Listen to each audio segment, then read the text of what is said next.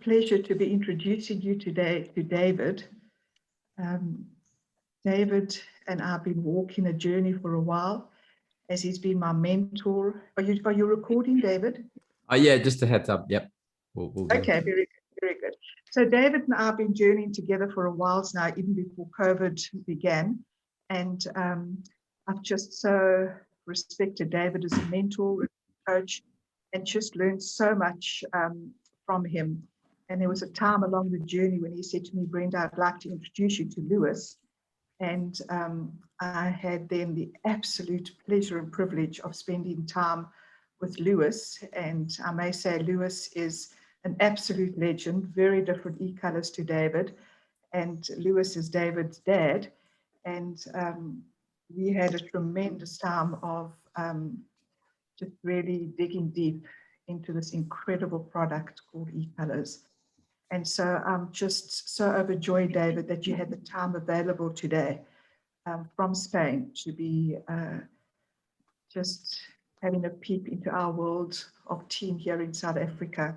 And as I introduce David, let me just tell you a bit about David's career highlights. This was not planned at all, but I am going to tell the team, David, that you facilitated over 100 workshops internationally and online. David has led specialized sustainability workshops to facilitate development of internal resources. There we go. He's collaborated with the International Atomic Energy Agency as a co-facilitator, an RCA and human performance course, consults and coaches around the world, including the USA, Nigeria, Egypt, South Africa, the UK, Singapore, Thailand, Colombia, and many more. David has co-facilitated large company events of over 150 people, and he was part of the team involved with the Super Bowl. I believe that was in 2017, David. Yep. So it's my absolute privilege today for us to be putting our hands together and welcoming you from Cape Town in South Africa. So Thank welcome, you. David. I have to add one now. Have been introduced by Brenda Hating. I've never had that kind of intro before. Feels a bit awkward, but thank you, Brenda. Appreciate it. I tend to blast past this just as a little bit of a recognition that I have been doing this for a while. But today's just going to be more of a fun and engaging session than anything else, just to frame it right from the start. But and I know thank that you do because you're blue, right? And so I know that you would have just passed over the intro very quickly. And for that reason, I pressed pause today. Yeah. To just honor you as Absolutely. An incredible coach and mentor. So thank you, David. Over to you. Oh, thank you very much. And thank you for that, Brenda. And yeah, so just want to welcome everybody to our intentional communication and teaming workshop today. We're going to get to learn a bit more, as Brenda mentioned, about the e-colors, the specific tool, and actually go into some different strategies of how we can apply some of those core tools to make our day-to-days and work day-to-days and lives better. We are pretty holistic. Everything that we will talk about today are things that we already have been doing by nature for a long time, but refining those skills and finding these new strategies can really help us be more successful in the home environment, in the work environment, or anywhere where we'll have to deal with ourselves and others, which tends to be pretty common.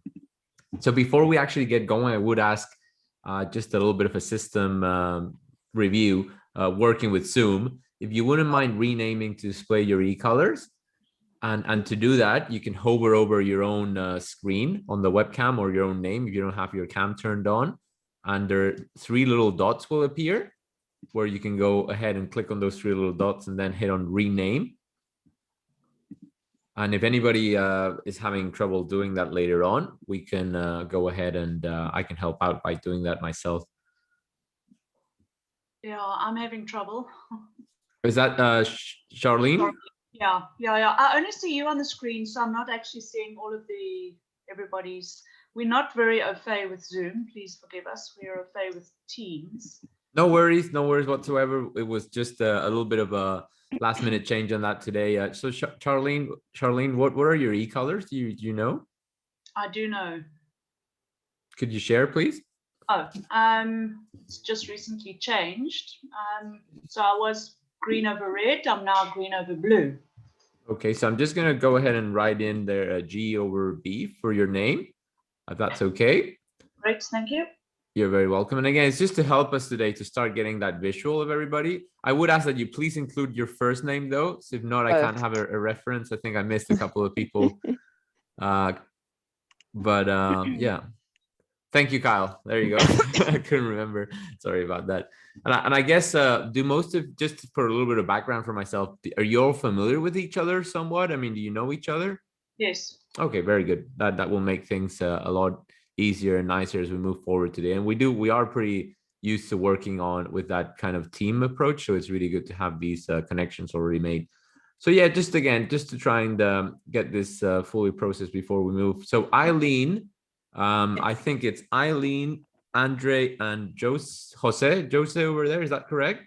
Jose. No, as you can imagine, no problem for me to say Jose, right? I mean, I'm being from Spain, so just gonna go ahead and Eileen, Andre. Just gonna go ahead and rename there. And Eileen, your e-colors, please. Yellow, red. Okay.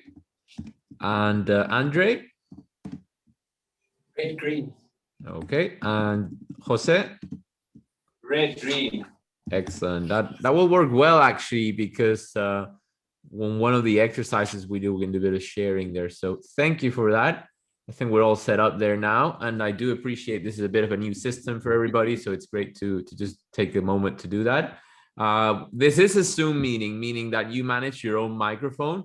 I do have the power to mute everyone every now and then if we hear any background noise, but overall, usually should work pretty well that you can just go ahead and I hear no echoes right now or anything, so I think we're good, but just go ahead and mute and unmute as you need to contribute. Webcams are recommended. Appreciate everybody showing that today. It's just nice and engaging. We'll try and use headphones to avoid echoes. If we can't manage that, just please be sure to mute and unmute even more deliberately. We will be using the chat functionality every now and then to get some input. And also, I would encourage you to just see the chat function as a little bit of a parking lot. If you have any questions, any comments that you may not feel comfortable speaking up in the moment, although it is encouraged, just go ahead and write it up in the chat and we'll follow up accordingly after the session. And most importantly, it is an open session today where we would like everybody to contribute their thoughts. And that's just, it'll make everybody's experience a lot more relatable and a lot better. We do have quite a bit of time today to go through things in a pace where everybody can contribute and have a great conversation. So I think that's important. We won't necessarily spend all the time that we have scheduled, but I will say that it will be good to have those conversations to just make it lighter and better for everybody. And finally, should have started by that. I want to thank you for doing the pre-work, taking your e-colors, redeeming your premium report. I think majority of people did, and if not, you'll have time to do it after the workshop. It won't be any big issues. And for those of you that did go through and did write in or fill out the self-reflection worksheet, very helpful, very handy, as we will be asking to share some input throughout the day today.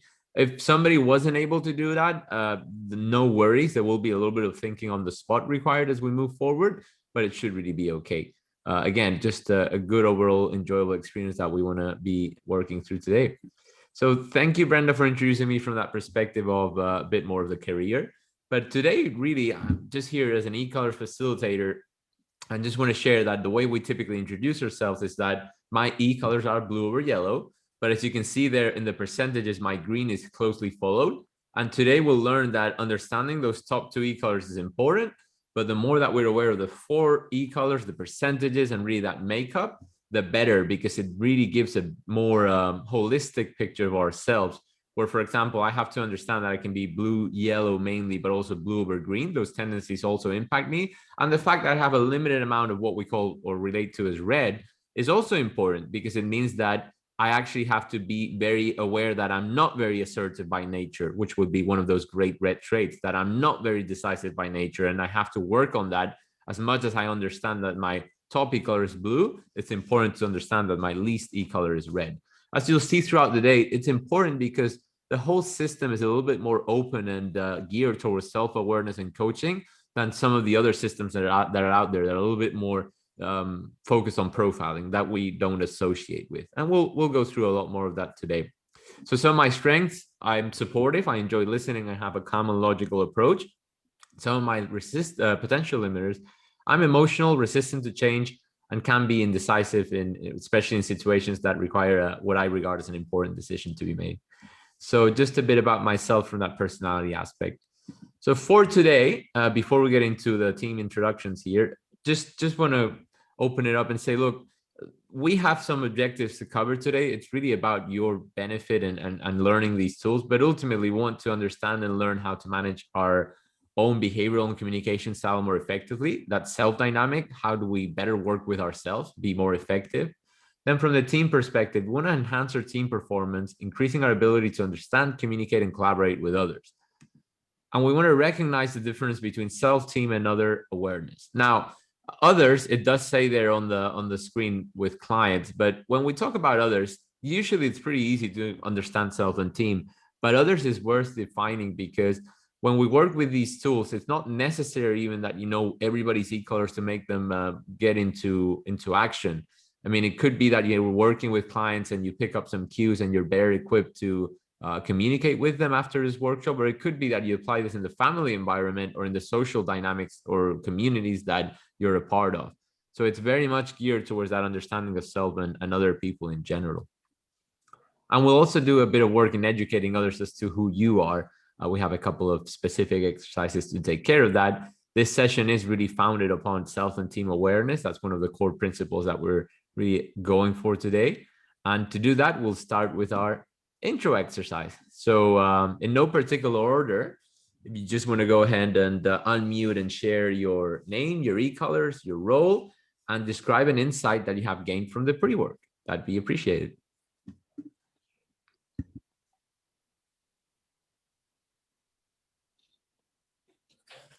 I don't mind starting. I'll start. Maybe just scoot up here. Yeah, so my name's Andre from Mollendorf. So that's German. Von is German, and yeah, my e-colors, like I said, is red over green. It also depends on what type of environment I'm in. So if I'm a little bit more relaxed, I'll have my blue is also quite high. So then I'll go more green blue. But when it's quite intense and we've got lots to do, then the red kicks in. And yeah, so I've got two main positions or roles. The one is also, the one role is what I'm in here, which is Ride Brand General Manager. So we are a surf company and we manage basically stock throughout South Africa, distribution of surf product throughout South Africa. And then my other hat is the bald hat, and that hat I put my this hat on, and I put a collar shirt on, and then I go and hang out with Charlene and all the other guys there, Mel, and then in that field I'm doing with Brenda on training and development and HR. So basically two hats. So I'm going to put the ride back hat back on, and yeah, that's it. And out of the prescribed work. Yeah, there's a lot of information there, and excited to see what happens. Great, thank you, Andre.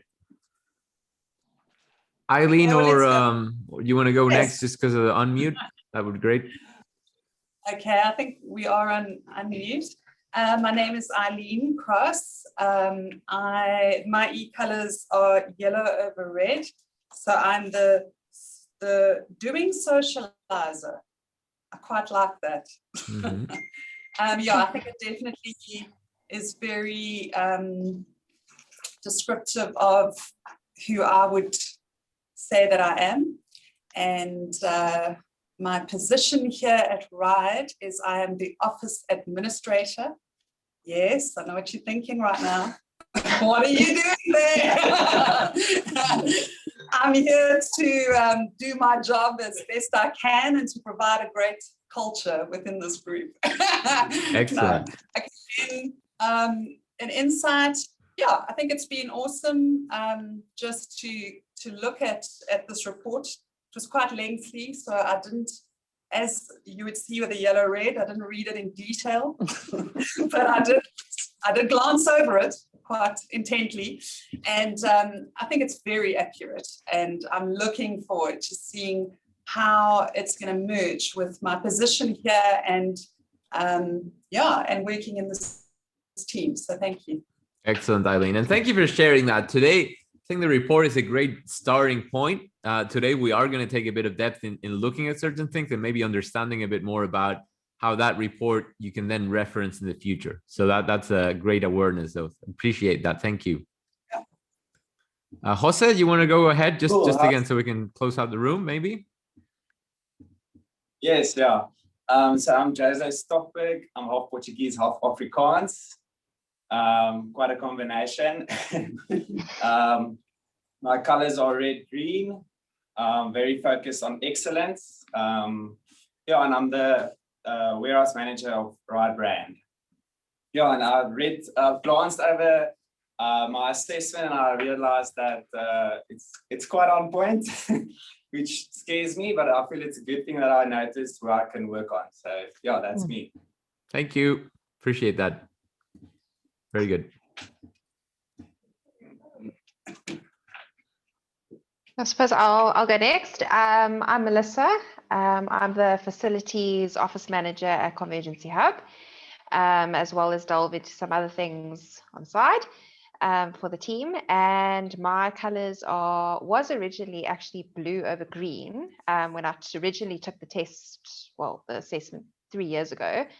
But it seems to have changed to green over blue, and my red is now moved up to my third, very close behind, and my yellow last. And yeah, it was actually great reading over that document again 3 years later, just with I think when you initially take the test, it's all very new and you're still trying to figure things out and where everything fits, and then to work through the e-colors and work with people that also know e-colors, and try implement it in your daily life, and then to do that test again and read over it, you just see it with all new eyes, So yeah, it was great. A lot of fun. Thank you. Excellent. I'll go. Sorry, Anna. Yeah, my name's Julie. I'm the product actuary of Monroe FA, and look after the actuarial team. Yeah, so my e-colors are green over blue. I must say, when I first was introduced to e-colors, which was I think many years ago when it was first sort of implemented in the business, I was very skeptical because I'm not into the whole labeling thing and oh, you fit in this category and you. So I was almost in the beginning averse to it because I'm oh, I'm not into this. So I kind of didn't really take it too seriously. And also I found it really hard the first time to sort of distinguish between, am I more loyal or more competitive or more, to me, I was oh, I don't know which one. But then, so over probably 6 years, I've done it a couple times and I always come up with the same colors. And in the last 2 years, I've actually spent quite a bit of, sometimes with Brenda where we've spoken through it, and I've actually come to realize that there's so much value in it, and especially with managing people and different types of people. So I'm a convert to the e-colors, and I'm quite, my red is very close to my blue. So I kind of feel like I'm, like you said, sometimes the red comes in. I do feel my yellow is the lowest by far. So yeah, I definitely think there's some valuable insights that really help with the interactions between people. And yeah, I do have to admit, when I read something, especially on the personal side and your personal life, I'm oh my word, it's totally me. So I am a convert. Very cool. Thank you for that. And it's a great lead on to today. I think today we have the right space to go into that depth, because oftentimes we get exposed and it is surface level, and that's okay because you got to start somewhere, right? But I think today it's going to be a great opportunity to go into those conversations where, as you well mentioned, Julie, it does drive. Look, I was a skeptic myself, right, for about 10 years because it's been in the house for a long time. And when you truly understand it's about helping you realize your potential, then you kind of shift the mindset a bit. But we'll go through that in detail as we move forward. Thank you for that. Appreciate it. I'll go next. I'm Anne-Marie. My e-colors is red over green, so the thinking doer. I think it's quite well suited to my role as an analyst. We're actual analysts, yeah. And in terms of insights, what is interesting is that we actually recently got some feedback in our team from each other. And there's some feedback that I sometimes think, oh, well, this is your personal single opinion, but quite a few of those came up in the potential limiters as well, like the exact words, like impatient, unapproachable. So it's shouldn't be surprised, but it's obviously quite accurate. Thank you. Very, very cool. And again, we'll go into more of that later on how it's the general tendencies are there and how we manage them appropriately. So maybe a couple of mechanisms today around how to manage those tendencies that will be interesting. Cool. I'll go next. My name is Charlene. I'm the financial manager for the Convergency Hub, and we look after the accounting, amongst other things, for the Munro Group. What was interesting is I used to be green over red, but subsequently changed to green over blue. But again, my blue is 25 and my red is 24.5, so it's so close. But what was an insight for me is obviously coming into the Munro Group and learning how e-colors works and everybody's e-colors works, learning more to deal with people and how to get them to push play.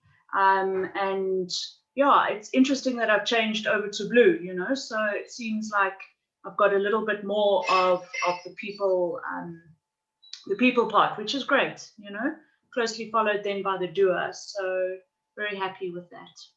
Excellent. Very well described. Thank you. I'll go. My name's Christine. My e-colors are green over blue, and I'm operations manager at Munro Forensic Actuaries.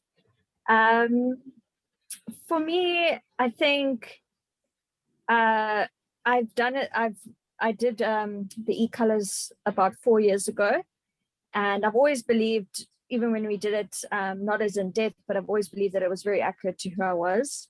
I think I'm very critical of myself.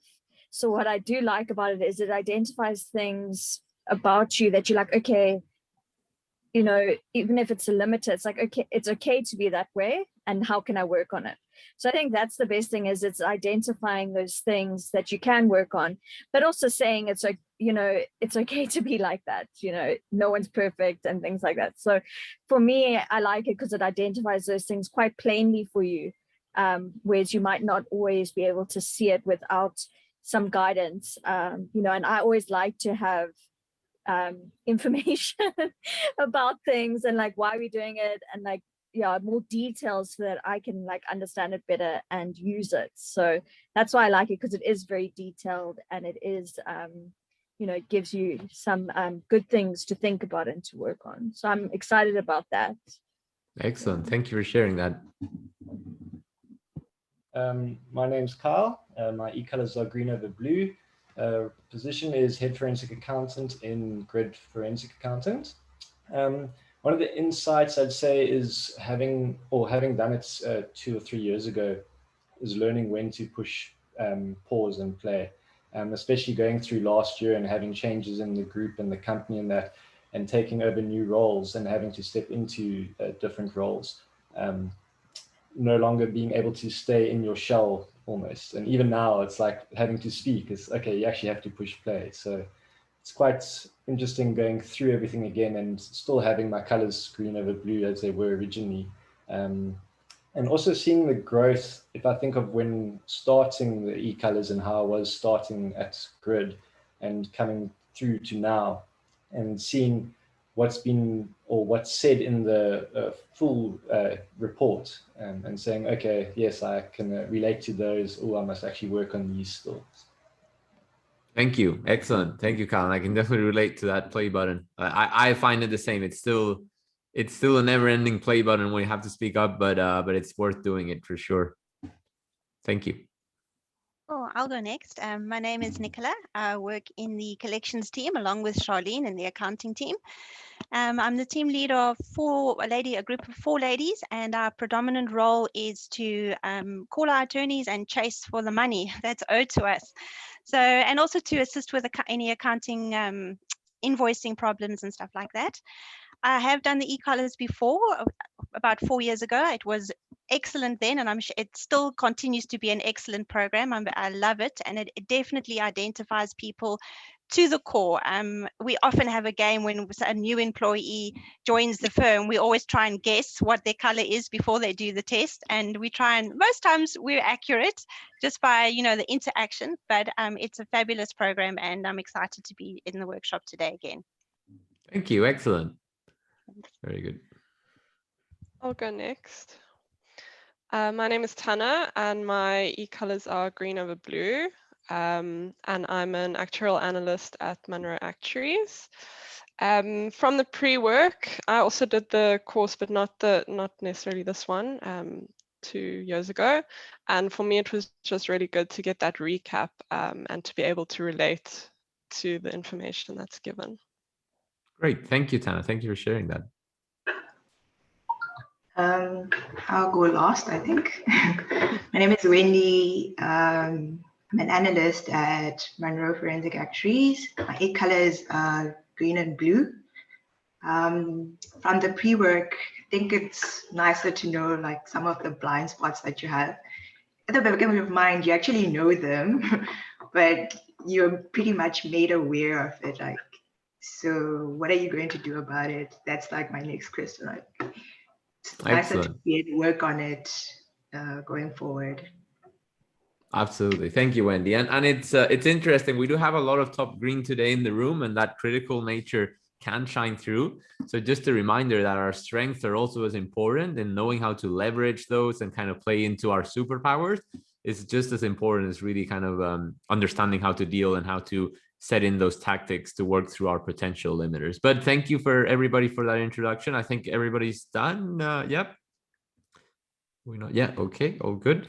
So really appreciate that. And it's always great to do this because from our perspective, from that self and team awareness dynamic, there is never a stop point to knowing more about yourself and your team. And we're finding that it's particularly important to keep digging into understanding who's who and working through that. Especially, I don't know about how long it's been for everybody there, but we've been in that remote environment for a while now. I mean, I used to travel about 2 weeks a month for the past 10 and a half years, coming up to 11 now. And last year from March, it's just been no travel, of course. So it's been an interesting shift. And we're finding that continuing that social dynamic and for people to continue to feel connected is really important as we move forward. Of course, it's going to be different in every country and all that, but yeah, it's been definitely a stopping point for us at that time. So just the first portion today, we're going to do a very it is a very structured review, as you can imagine, like the premium report, where we will have some sections to cover, and the first one being that personality, diversity, background. This section, I'm going to go pretty fast because I see there's quite a level of awareness already for people in e-colors, but I just want to put it out there that this is the most presentation part of the day, where we want to have a little bit of a common understanding of what we mean and what we intend by the tool. And we'll then go a bit more conversational. Now, throughout this is the perfect time to ask any of those deeper questions or some of those things that you may have some doubts about regarding the system, regarding the tendencies, the colors themselves, what they represent. So as we go through this, just please feel free that at any point, if you do find something gets you into a train of thinking that you want to have clarified, this is a great point to do so. So just to begin with, when we talk about our system, it's important to determine what framework we're working with, because there are a lot out there, and some people will have different levels of exposure to personality inventories, character inventories, tests that are out there. We try not calling our indicator a test just because nothing wrong with saying it. It's just because they're like a good friend of mine says, it's been 15 years with the indicator online now and nobody's passed or failed yet. So that's why we don't want to call it a test, right? And just because of those things, because it truly is a way to hold a mirror up and have a bit of a reflection moment to try to define who we are to the best of our capability, so we get an indicator of our personality. So some of that core things to our framework, which may be similar to some or maybe a bit different to others, is that we work very deliberately in aligning with emotional intelligence. If you think about the model that you went through, even with the report being self-awareness, let's understand ourselves better, then followed by self-management with understanding how to manage those tendencies, then the social awareness. Okay, what do we do in terms of understanding others and how to read people better? And then how do we manage those relationships, or how do we apply these concepts to communicate influence more effectively? We're a little bit more behavioral than emotional, but of course those two are intrinsically tied, and working on ones and focusing on ones ultimately really work to each other for that benefit of developing that area. We differentiate between personality and character.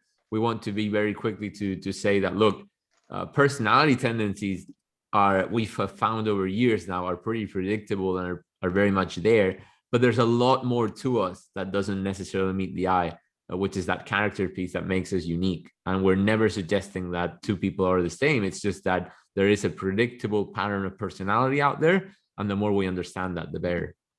And we use colors to keep the system very simple and applicable. We could potentially have a system that goes into having a very lengthy title of doing, socializing related, et cetera, with the 4 variables. But we thought, well, at the end of the day, if we want to keep this applicable, because ultimately it's about people using the concepts to get better results in one way or another, we have to keep things pretty simple. And that's why we go back to green, blue, red, yellow, etc., is to keep the system really applicable. And again, that could be something that some people appreciate more or less, but we've really found it's one of those core principles in our system that we want to maintain throughout. Because at the end of the day, we're only touching that like shell, the superficial part of personalities, because the ultimate core value of everything that we do is tendency management. Okay, now that we have an awareness of ourselves, what are we going to do about it? It may be some things we're not willing or ready to work on, but others we are. And that's, again, what tools do we have in our disposal to actually do some work to get to our results and manage our personalities to get there. And finally, we always want to honor inclusive ethical standards that we'll review in a bit here, because as with any tool, if we use it for the wrong end goal or in the wrong way, it can really have detrimental effects. And that's really where we see that labeling or pigeonholing, as they say in the UK, that just never leads to anything good, quite frankly. And that's why we don't associate with it. So from that emotional intelligence perspective, I won't get into it a lot more, but I will say, I don't know if some of you maybe are familiar with the name here, Daniel Goleman. He's really one of those thought leaders in this area of emotional intelligence. A lot of what he's done has been shaping how we all or how we collectively define emotional intelligence. And one of his most popular models is this one around self and social awareness and self-management and relationship management. And it's just to say that we align with this model to try and help or provide the tools for people to put this concept into action. Then when we talk about personality and character, just to also relate the fact that when we talk about personality, we're talking about our what we can call our nature or our needs-driven behavior, just those behaviors that if we don't think about it, that's our go-to response. If we're queuing up in a supermarket or something, what's your go-to response? Is it to become all impatient? Is it to just start thinking about different things and go off into wonderland? I mean, everybody's going to be a bit different, right? And it's just, there are some reactive or tendency-based behaviors. But then we have that deeper part of character, which is that nurture, the decisions we make, our culture, our background, our commitments, our ethics, a lot more that help us shape how we respond. And when we talk about those 4 colors and the simplicity, the red is that doer, the action-oriented, yellow being the socializer, engager, green being the thinker, the planner, and blue being the relator and the supporter. Now, these colors, I would invite you, especially as you have already an initial understanding of e-colors and you want to go into a bit more depth, you can consider them a bit like energies within you, more than a defined red, yellow, red, blue. It's okay. Imagine we have those 4 e-colors within us, which ones shine more in our makeup and which ones we have to manage or be a bit more proactive. Now, in terms of the core model, it is a 4-quadrant model, as many out there when we relate to personality. And the red and the green we regard more as task-oriented, independent. The top yellow, top blue are a bit more people-oriented, interdependent. Then the top red, top yellow would be more faster paced, bigger picture, action oriented. Top green, top blue, a bit more information oriented, steadier pace. Now, the very basic, this makes up those 4 quadrants, and then all the other descriptors and narrative that we have around that fit into that. And just a point to have in mind here, where when we push the content that we push from the different questions, or how would I say, our content when it relates to personality has been developed over thousands of people answering questions and then getting the common answers published in terms of representative of the e-colors.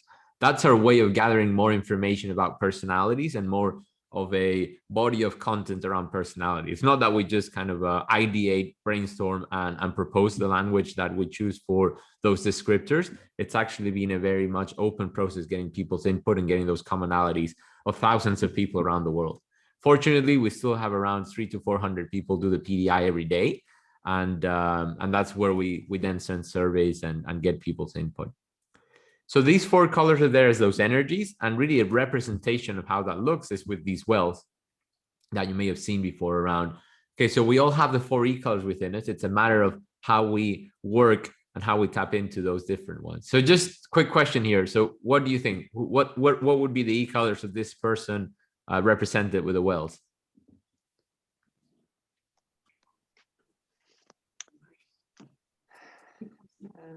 Maybe I have a question for you, David. Sure. I know that each individual represents, they all have the colors within them. Like you say, it's like a source of energy within each person. But it seems to be a tendency that people that are dominant in red, they generally, most of the time, they are strong individuals, and they generally land up in a very strong leadership role. Why is it that reds always, not always, but have the tendency to be in more senior positions within multiple corporate companies? Why is the red got the strongest quality for leadership than any of the other colors? Well, I understand where you're coming from. It's a question that we get every now and then, but sometimes it's a little bit of a not so accurate sometimes, because it really depends on the industry and the different sectors, because it could well be that you have had that experience, and I'm nobody to doubt that at all. But we find that the position of leadership is not really associated with any of the e-colors.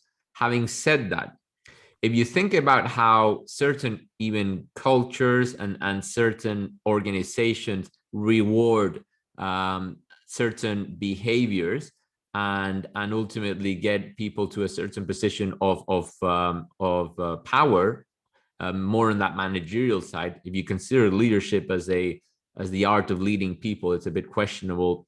But what I'm trying to say is that depending on that, there would be a big influence towards that kind of color. So for example, if we think about people being rewarded by achieving a lot, by being decisive, by being very much focused on task, by not really being that caring to a certain degree that much about emotions. And I'm not judging, I'm just saying, well, if you think about it, that could be the kind of 80s, 90s traditional leader, right?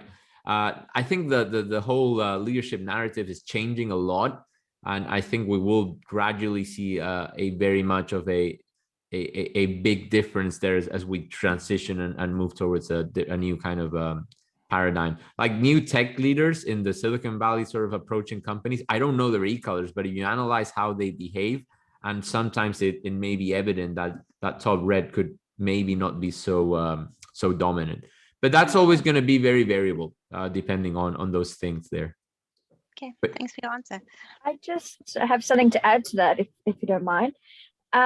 So with that, in the document, it said, the e-color should never be used as a tool to sort of hire someone or for promotional reasons or anything like that. And I think sometimes the perception could be because I manage the analysts as well, and a lot of the analysts are quite high in the green, red, blue, and then yellow's quite low, and it's just that's the way it's worked out. I mean, people only do the e-colors once they're hired anyway. But then there's a couple of people in the team that are higher on the yellow side, which is absolutely great because we need a diverse team. But there could be this perception that they feel that you know, the people that are high on the green, red, or blue side progress or do better in the position than someone who maybe isn't as high in those levels. And I think that is, it's quite a tricky thing in a team, you know, when we have this, that there might be this perception that only certain e-colors can succeed. And so that's the only sort of like what do you call it, negative I've felt with the system. That's the only thing where there's people might not understand this program well enough, and you know, they might think something different than what it actually is. So that's the only risk I see with identifying e-colors in individuals in the corporation, is that there might be this perception that certain colors progress, or like Nicholas said, certain colors maybe get into a leadership position, or they, you know, go further or something like that. So I think, you know, I don't know the answer, but I just think that that's like, no, that's a great point. That's a great point, because that is, I think you've defined it perfectly, because it's a risk. As in any risk, we have to be intentional in managing it, but the risk is there. And I don't think the risk will go away. Now, what we can say, I mean, from our perspective, there's two elements there, and that's, to us, the most important and valuable skill set is about learning how to manage the tendency to fulfill your role effectively. Now, being an analyst, I mean, this is a bit of a stupid thing to say, right? But we'll require to analyze data, right? I mean, fair enough. So we do have to tap into certain energy, certain intentionality, and fulfill that role effectively. What we tend to find is that roles, industries, and jobs tend to attract certain personalities. You can put a color to them, or you can put a name or a number. But what I'm trying to say is that that attraction to the role and the personality is already there before you put e-colors or not. I mean, let's put that way, from that perspective. So yes, it is true that a percentage of people may go into that role. Now, can there be an excellent yellow or blue analyst? Absolutely. The only thing is that there will be probably a kind of intentional behavior to manage certain tendencies and fulfill the role. And then if that muscle is built over time, and that understanding of how to manage those tendencies is there for the role, and then there can be kind of that success in the role, then there's no you know, there's no real how would I say, there's no limiter to being of different e-colors.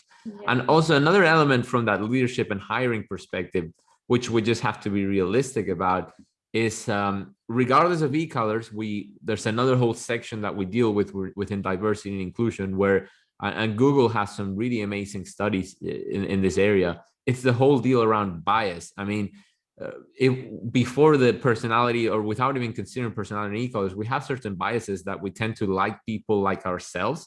And that's one of those biases that we have to be very intentional about managing.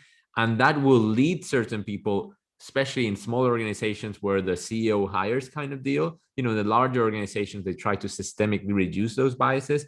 But when it's those individuals making decisions, if not managed very deliberately, you'll find that they tend to attract and hire a lot of people that have similar tendencies. And that's something that is more of an HR and that organizational system that has to be mindful of.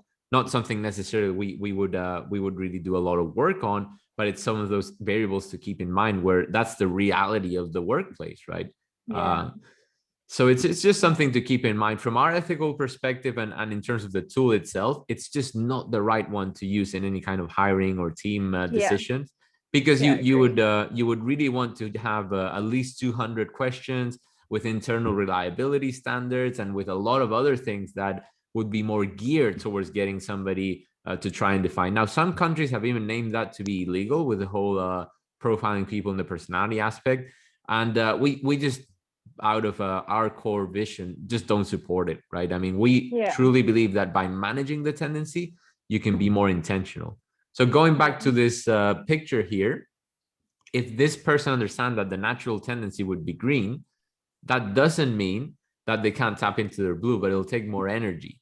And if the water is calm, it's easier to tap into that energy. But if the water is rough, if the environment gets tough, that's where it's interesting. That's when it's most needed.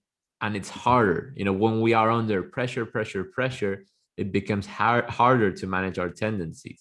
And that's kind of one of those key aspects where, although it seems like from a logical perspective that, yeah, sure, we now know about our e-colors and we're going to do better at managing them. The reality of the day-to-day kids at home and, workplace and pressure, things to do, all these external and our tendencies themselves, all these external and external pressure dynamics make it a lot harder to manage our tendencies. And it's really why we have to be that's why it's a never-ending journey, right? We have to continue to be aware of ourselves so we can manage those more effectively. And again, from that tendency management perspective, we just want to outline that if we go with our personalities and we react without awareness, we'll typically be getting what we call unintentional consequences. This doesn't say bad results, by the way. What it says is unintentional consequences, because there's a higher chance that we're just operating out of our default and we're not really considering or not being deliberate of the behaviors that we exercise throughout our process to get something done. Whereas if we are a bit more intentional in working with our character and respond with awareness, understanding our tendencies and being aware of the situation, we can typically get more intentional results, meaning that we have done everything in our hand to manage our behaviors, be proactive. That's all we can manage ourselves to get to the most desirable outcome, or at least that we have a situation or a feeling of control because we've done what's in our hand. And personal intervention is the way to do that with that pause and play button, which we'll go into a little bit more depth in a moment as we do a few exercises. So in regards to the ethics, just want to mention a couple of pointers that this is maybe a little bit new for some because it is something we developed recently. Rather than going through the ethical points, the one by one, like you have in the report at the beginning, it's just a way to say what it is and what it isn't. It is an indicator to raise self-awareness, understand how to manage our tendencies, and better communicate with others. That's the frame. That's what we use it for. It's never a profiling system to assist in job, team, role selection, and assessment. And by the way, that says both selection and assessment. We would never assess suitability once hired into an organization to a certain role based on e-colors. We just do not support that in any way, and we don't think it's the right tool to do so. Then it's an inclusive tool. We do a lot of work in inclusion to appreciate the benefit of diversity. It's never a way to box, discriminate, or limit anybody's potential. If that's being used, if the tool is being used in that way, there's probably not going to be a good fit. And it's not, it is a way to describe and understand personalities, respecting that there are other aspects that influence how we behave and who we are. Many other dynamics and aspects over and above personality. Personality is an important, predictable one, but there's a lot more. It's never a finite description of who we are and how we act. It's a tendency-based indicator. So a tool that enables a growth mindset, enhances individual performance, communication, leadership, and teamwork. We'll actually go through some practical applications to achieve those. Never an excuse for poor behavior or having a fixed mindset. The narrative around, I'm top red, I'm top blue, I'm top green, deal with it, or that's just indicative of a mindset of fixed mindset where I am what I am, I'm not able to grow, I'm not able to develop, deal with it. That's more of a mindset kind of a issue than it is a personality issue from our perspective. And that can happen to any of the e-colors, by the way. It would never be a matter of a particular personality style being more oriented towards that. That's kind of more generalistic. So just before we get into our first exercise, just want to open it up again. Does anybody have any other questions? We did have on the self-reflection worksheet a space here around potential questions. So it would be a great point to go ahead and ask anything else that you may have in mind.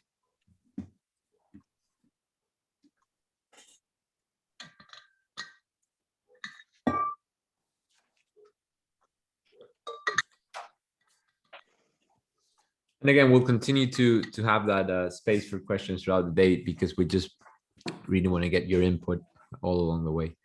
So just having done that in terms of a framing of the tool itself, really want to push for those understandings that it's not about profiling, it's about understanding ourselves, working with ourselves to be more effective, and then getting a certain pattern of personality understood so we can then communicate more effectively with certain strategies that we'll review later on today. That's really the core foundational pieces of the tool. And the more you do that, the more you understand that you can do that in any environment. I mean, it starts from the home environment and builds up to any other anywhere that we have other human beings involved. Great.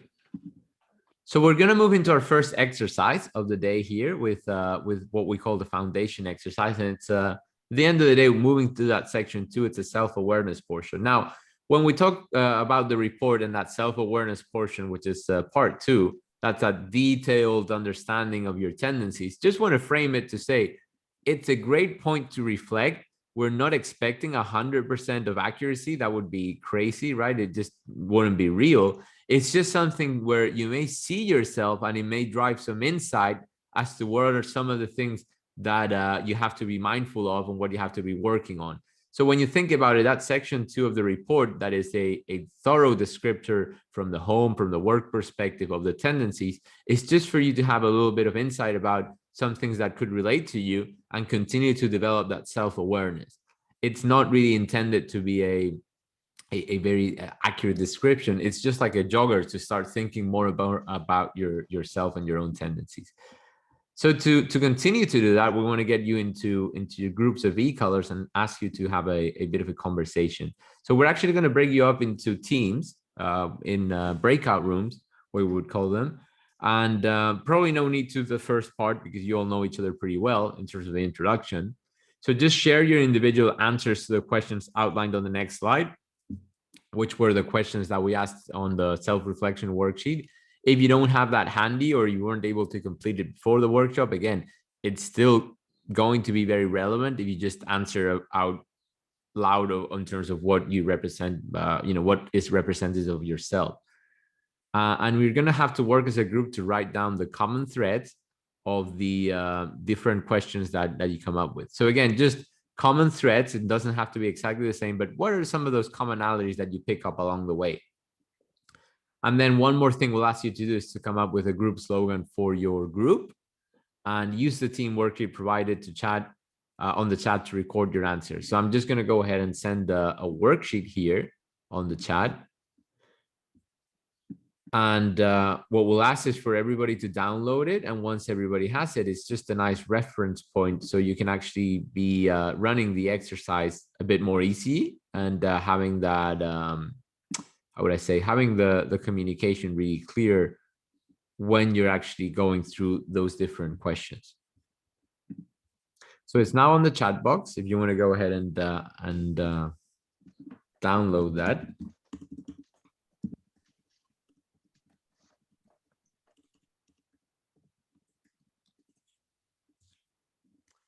And yeah, and then once you're done, we'll give you 20 minutes to do this. We'll go back to the main room. We'll actually then take a break. We'll have good time for a 10-minute break. And then we'll start going through our group debrief. So please choose a spokesperson in terms of reporting out your common threads. Now, the questions that you have and that are in the worksheet that we send on the chat are information processing tendencies, general communication tendencies, team member tendencies, main strengths, potential limiters, and that group slogan. The first 5 would potentially be as easy as reading them out from your self-reflection worksheet if you were able to complete that. But if not, just go ahead and answer in your groups to define what you find as commonalities or threads for the group. And again, you'll have the worksheet, which I'm just going to flash up on the screen here to be able to do that. Actually, the worksheet is very much aligned with the PowerPoint here. So before we break you up, do you have any questions about this exercise? Getting everybody together, finding those common threads, and then writing them down or making note of them on the worksheet we provided, or maybe a pen and paper, and then just be ready in 20 minutes to have that conversation as a group. Any questions before we break you up? Okay, I will say, just because of the way it is, it's worked out with Eileen and Jose and Andre being together, that will be our red room. So it's gonna be a bit maybe a bit less relatable for Eileen, who is yellow over red. So for that group, what I would want to encourage is that Eileen, you you actually maybe just take it a bit of as a reflection point of, I think please go ahead and share your answers, but we would anticipate that they're not going to be very similar. So the top red group, please go ahead and record your own answers. And then Eileen can be part of that group in terms of understanding where that red comes from. And it'd be interesting for you to do that, Eileen, because they're part of your team with Andre and Jose being there. So that will be a good exercise. Okay. Any other questions before we get everybody into the groups now? And Anne-Marie, I believe your e-colors were red or green. Is that correct? That's correct. Okay, so we have that group there. Then, and the green blue will be a good large group. Okay, perfect. And Nicola can actually do the exercise with myself and Brenda with the top blue. So we'll just stay on the main room. Okay, just gonna get everybody into the rooms now, and appreciate you taking 20 minutes. Let's all come back, and when everybody's back, we'll give a bit of a break. Thank you.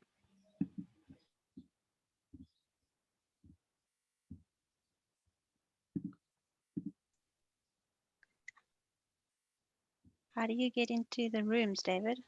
Oh, you won't be sent anywhere, Nicola. You're just gonna stay here with us. Okay, cool. Okay, so it's just the three of us. Yeah, let me go ahead and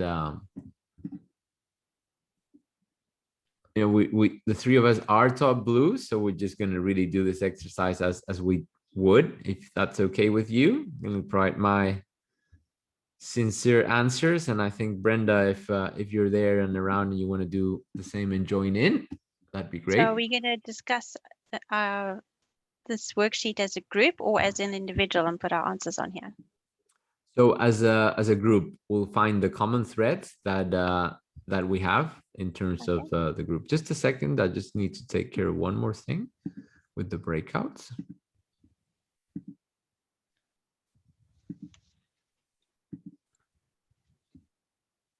Okay.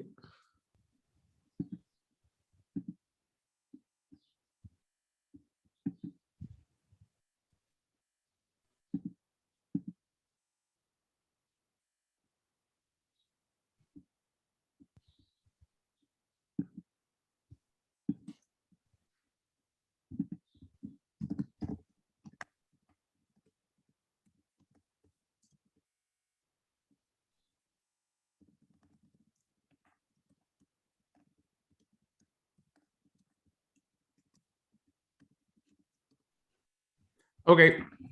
Okay. Very good. So let's say topic or blue team here, or Nicola, actually, you want to take some notes so you can be the spokesperson of the team? Is that okay? Yeah, sure. So can I type in this? Does it? No. Okay, I'll type on my one. Okay, cool. So we're the blue. Do we have to have a team name? A team name? I think team blue is probably fine. Okay. And then information processing tendencies. What do we just have to put some adjective words on how we process stuff, or? Yeah. So did you actually, were you able to do your self-reflection worksheet or no? Yeah, I did majority of it, definitely. So is it for section 2.3? Let me check. It's so it would be on the second page. Yeah, what became apparent when you read the answers? That would be the first one around section 2 on the second page. Mine is all scribbled. Actually, it's on the first page. We would start. Oh, okay. With the information processing tendencies. Okay, yeah. I definitely like to know how to do something. I'm a person that you must show me step for step how to do something. And then once I've physically walked through the process, then I feel more comfortable. Don't just tell me to do something without showing me how to do it, because then I get very rattled. I want to be shown how to do something. And then once I'm in the shoes and I'm doing it myself, then I start to feel comfortable.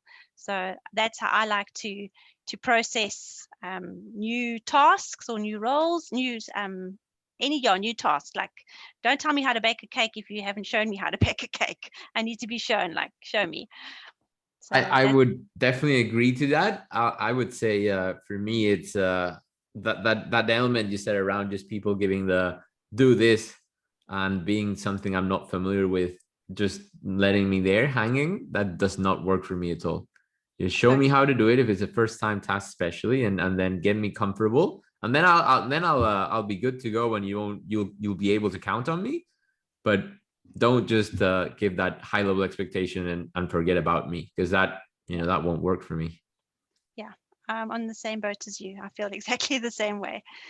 And Brains? You're on mute, Brenda. Sorry, guys. So for me, the minute I know why I'm doing the thing, as long as I know why I'm doing it and what I need to be doing, I'm good to go. You like to know why and what. As long as, and I can work very independently. I know that when I need to work in team, I can focus on the processes, but when I work independently, I'm very confident in what I'm going to be doing and why I'm doing it. So that's when you're working independently. Yeah, so the question actually was your information processing tendencies. What I'm saying is that when I process my tendencies and it's involved with people, I want to be able to talk about the processes. All right, but when I work independently, as long as I understand the why I'm doing the thing and what I'm doing, I'm good to go. Okay, let me just make sure I'm understanding. So you like to know the why and the what. That's good enough. That's good enough. You like to know the why and the what when doing a task. Okay. Correct. All right. And Nicola, just for your awareness, notice that we have blue, yellow, myself, blue, green, yourself, and Brenda, blue, red. So although we share that top blue, it's interesting that we all have second D colors actually. But I have very close green. So I think I'll be easily relating a bit more to your statements there. Okay. Wow. Brenda's not. Yeah, I'm like that right, 40. David? I think you've also got a very high blue percentage, both of you. I'm a 42.9% blue. Yeah. Yeah, very high blue. General communication tendencies. I see myself as a very open person and I'm able to speak quite honestly.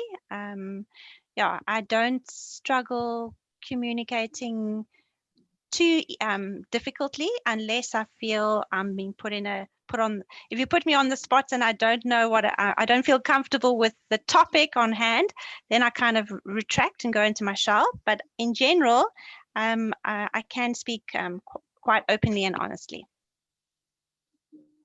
Again, I fully agree with that.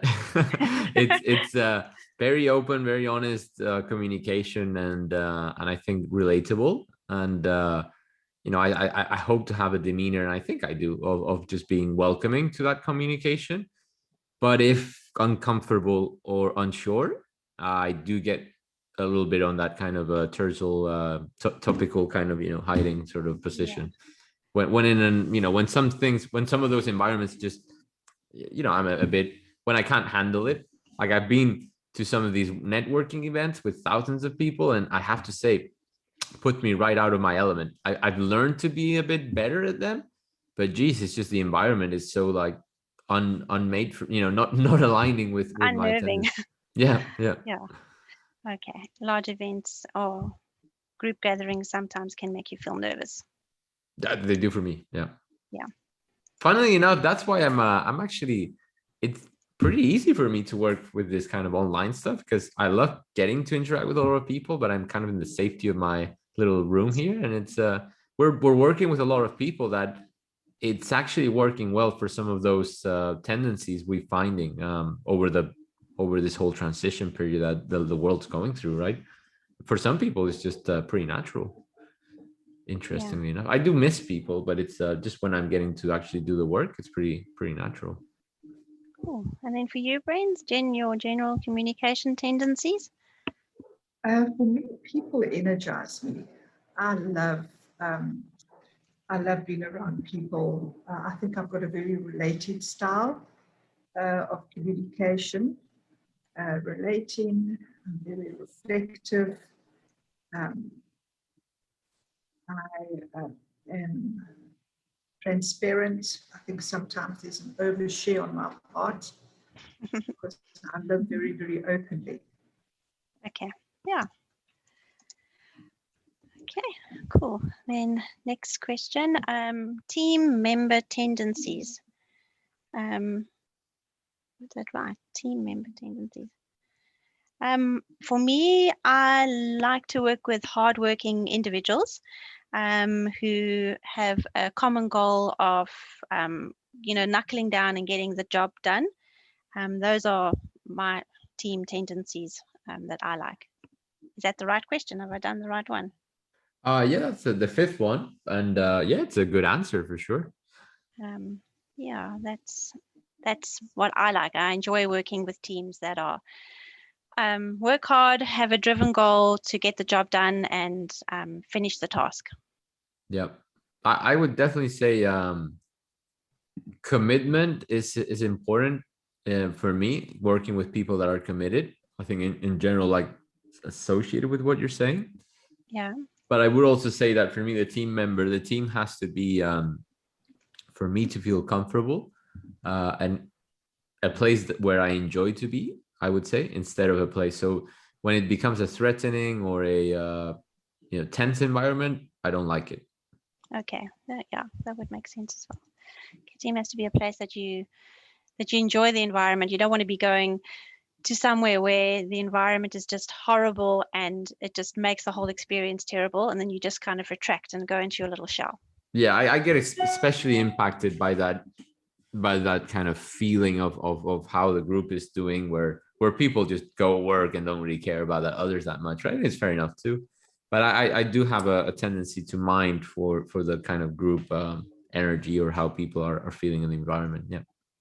Okay. So David, I've been alongside Nikki for a good couple of years now, and I just want to affirm you, Nikki, in your listening skill, because what you've done here is there's reflective listening.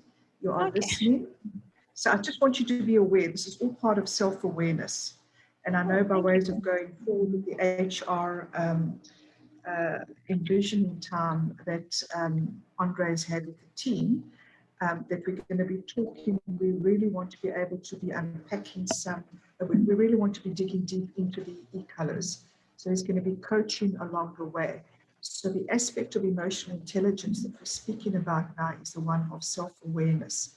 And you are very self-aware. Yeah, definitely. Yeah. You recognize that. So your listening skill is so good in the situation, reflecting well. Oh, thank you, friends. I hope I related back to the team in the same way. No, absolutely. So my team tendencies is that I just love harmony on a team. I love for there to be mutual expectations, that we all understand we're on the same page, and then for there to be harmony. Okay. Yeah. I don't. Are you like me? I don't like strife, or when there's even at home, if there's any like sort of agreements, it's like I'm the first one to try and make peace and just restore the house back to how it should be. It's like that uneasiness, it makes me uneasy, and then I can't settle until it's resolved. Yep. Okay. Very well said, for sure. All right, love harmony on the team. Okay. Let's hopefully, I'm typing very fast here, so hopefully I can read my own notes back to myself. Main strengths. Let's do the next two together just for brevity. If you want to share your strengths and potential limiters, that'd be great. Oh, okay. That's like have you got it on page 8 of your Yes, yeah, I've got it. So must I do my strengths? Mm-hmm. My strengths, I'd say I'm dependable, supportive, and orderly. Yeah. I have to say yes to the first two, but I have to be honest with myself. I'm not very orderly. I think that may be where the yellow kicks in a bit, actually. But dependable, absolutely, and yeah, so supportive for sure. So all good on those first two. Okay, and Brains, have you got any common ones that you also have? Yeah, an insight for me, David, was that I recognized that for my strengths, there are far more strengths in top color red that resonate with me than what they do blue. And that was an insight for me. Yes, I'm supportive, I'm agreeable, I'm loyal, but when I have a look at the strengths, it was very noticeable for me. And then obviously on different days as well, you know. There would be potential limiters that I'll be able to identify. But for the question, to answer this question, I would say that I'm calm. Yes. Yes, you know me to be calm. Yeah. I am supportive and Yeah. I'm Thorough. thorough. Yeah. Okay, so that's for our three. Those are the three that comes. These are the adjectives that describe us best. Awesome. Okay, main potential limiters. What puts us a bit, makes us feel a bit uneasy, or what are our limiters? For me, resistance to change. I must say, I don't initially always, I'm not the first person to get excited when you tell me I have to do something in a different way. But once I've been shown how to do it step for step, then I feel a bit more at ease. So yeah, that's one of mine, resistance to change. I do procrastinate. That's another weakness of mine, procrastination.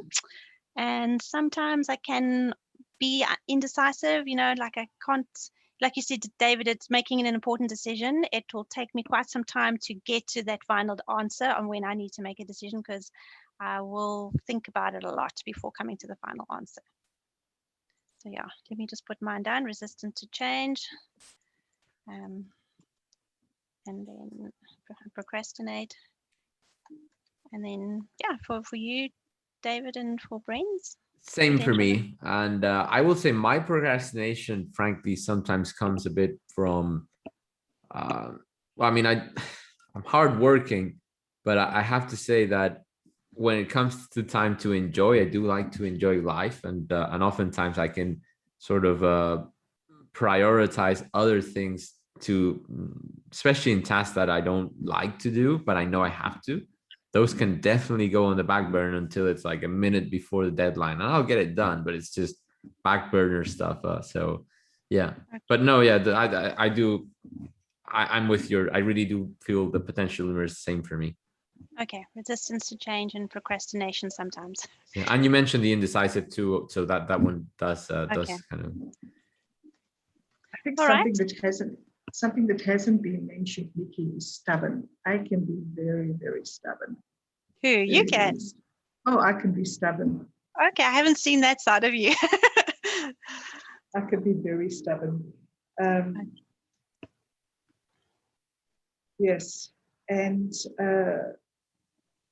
I think the procrastination is that what I've come to recognize about myself is that I work well under pressure.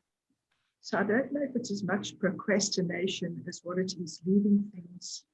I almost like the buzz of being under pressure. Does that make sense? So then what I'll do is procrastinate. I find the times when I do procrastinate, when I really am not sure of the outcome that I'm going for. So just to keep this simple, it's I'm stubborn. I can be slow to make decisions, and procrastination. Okay. Okay, hopefully, yeah, I've got that in there. And then our group slogan.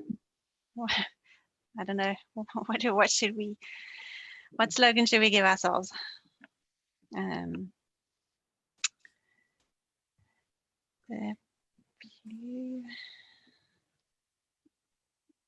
What do you think?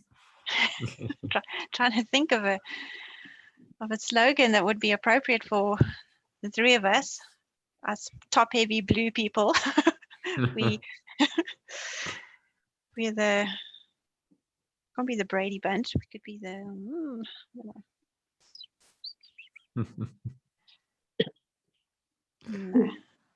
Nothing's coming to mind immediately. Brenda, any thoughts? You said the Brady Bunch. I was going to say the Blue-ish Bunch. I mean, that's really. I could say this the Smurfs. I think of the Smurfs when I think of the the three Smurfs. We could be like, happy, sleepy. What are all the little names of all the Smurfs? Let's think. How about the Dependables? That's good. I like that. Yeah. The Dependables. All right. The Dependables. Okay. All right. Just closing out the rooms now and see if everybody gets back into this one. Yeah. Very good. Well done.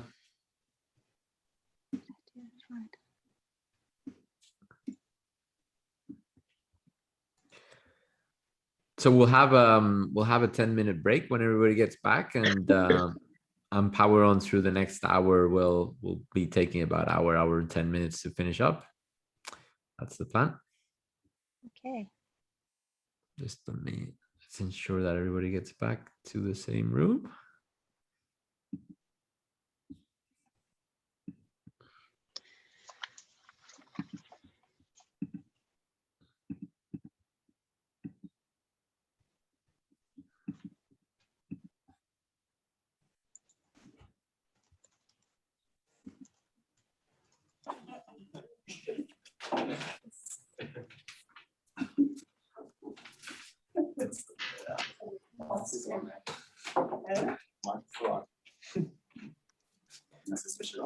All right.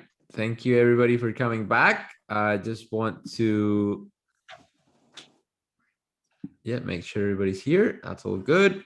And let's go to a break if that's okay. Let's reconvene in 10 minutes. Let's start again at past, and we can go from there. We'll be about 1 hour and 10 minutes, and we'll be done with the session. So I hope you enjoying it so far, and let's take that 10-minute break.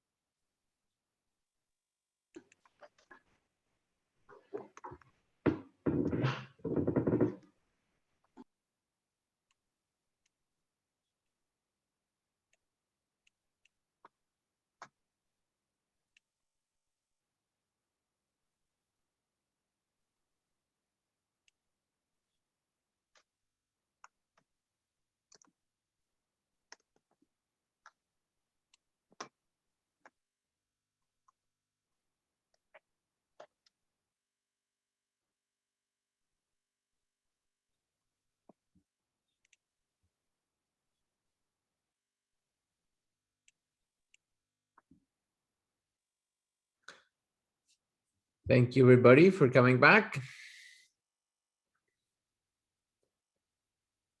Just give a moment there, see if No,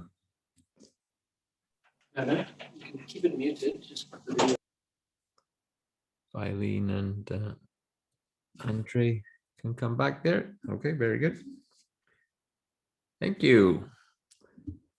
So now we just want to transition from a in-group learning, where the objective of this exercise being to continue to raise that self-awareness about tendencies, about the e-colors. It's just a great opportunity to experience what the e-colors mean to the different people in a very much a organic way, where we share our answers and come up with those commonalities. So it's now an opportunity to understand a little bit of those differences in perspective and those differences in e-colors. So what we're going to do is going to share some of those different answers from the top groups, and just keep aware as you're listening. This is your master class of learning about the different e-colors, and be aware that the way that we came up now with the answers, or what we're giving, is just commonalities in groups, and that's really important, where it's real. It's the real way to express our thoughts and our personalities. It's not just by the book. So I always enjoy this part in people getting to share their personalities, and in a kind of more natural way. So with that, I know that Nicola is going to be our top blue group spokesperson. So we're going to ask for somebody to report out on the on the first three answers, and for the group with the top red group, which were three top red e-colors with Andre and Jose and Anne-Marie. We'll ask for that group to report out. And I would also like to get Eileen's individual answers as that top yellow representative, so we get everybody's input as a separate one. So we will ultimately have a top blue team, a top green, a top red, and a top yellow. So would anybody like to go first for debriefing the first three answers? That's what we're going to be focused on right now. I don't mind going first for the red group. Thank you. Yeah, sorry, Eileen, you can do yourself. So interestingly though, the three top red people are all red-green. So it was difficult to actually siphon out red, because we all had the same, very similar feedback. Mm-hmm. In terms of information processing tendencies, we like to be action orientated, sift through info for the important bits. And I also said that once I get to a conclusion, it can be difficult for me to change my mind. Mm-hmm. Then in terms of general communication tendencies, we like to be honest and direct, but this can also come across as blunt. And we can also become impatient when people don't get to the point quickly enough. In terms of team member tendencies, one of the things is that it says it can look like we don't like teamwork, but actually what it is that we like to be on a winning team, and we get challenged when we work with people that are less competitive. And also we can be an independent thinker, but we do actually enjoy working with people who want to be the best. And also we can also get a bit focused on individual achievement, Mm-hmm. even within a group setting. Very good. Very well explained. I hope people can pick up as we go through this, that it's and of course these are just different tendencies that we all have to manage from a different perspective, but that red and that green independent side definitely shined quite a bit for me. And that task orientation, achievement, competitive, there's certain things there that I think we can pick up that are very interesting there for that kind of left brain as in the picture orientation. Thank you for sharing that. I appreciate it. Let's see about top color blue team with Nicola. You're on mute. All right, apologies for that. My team was David and Brendan, myself. Information processing tendencies. We all agreed that we generally are people who like to be shown how to do something. Don't ask me to do something without showing me. You got to show me step for step, walk me through it, and then once we're comfortable, then we're ready to go. We also, Brenda likes to know the what and the why before she starts a task. She likes to have a full understanding of what and why. General communication tendencies for the blue group. We are generally very honest and open people. We can communicate fairly well. We have a very open demeanor. We're very approachable type of individuals. However, saying that sometimes at large events or gatherings, we can become very nervous and we can feel a bit withdrawn if we are put on the spot. People, Brenda likes to work with people that make her feel energized. She gets energized with working with individuals. She relates well. She's very transparent, and she likes to live very openly. Team member tendencies for blue people. We work very hard. We are very passionate about getting the job or task done on hand. We like to be working with people that are committed in their jobs and in their roles that they do. Let me just see what else.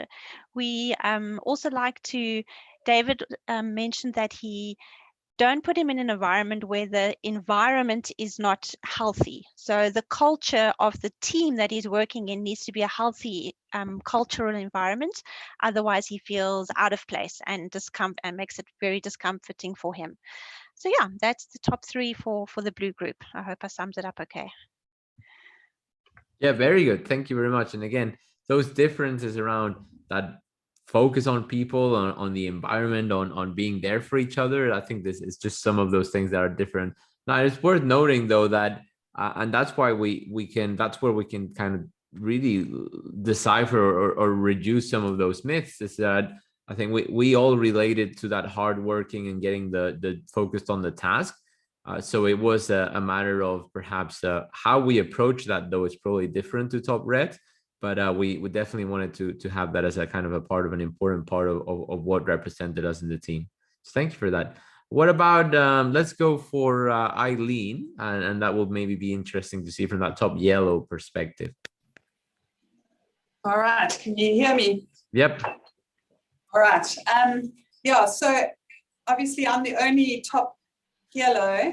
So but Eileen, I'm going to talk as if I've... Yeah, but Yes. just first question, how was the, did you maybe hear and learn a bit more about your team there with that different orientation, with that red green, or how did that go? Yeah, they're pretty rough. Yeah, fortunately, I'm a yellow red, so I can empathize and align myself with them, with some of the character traits.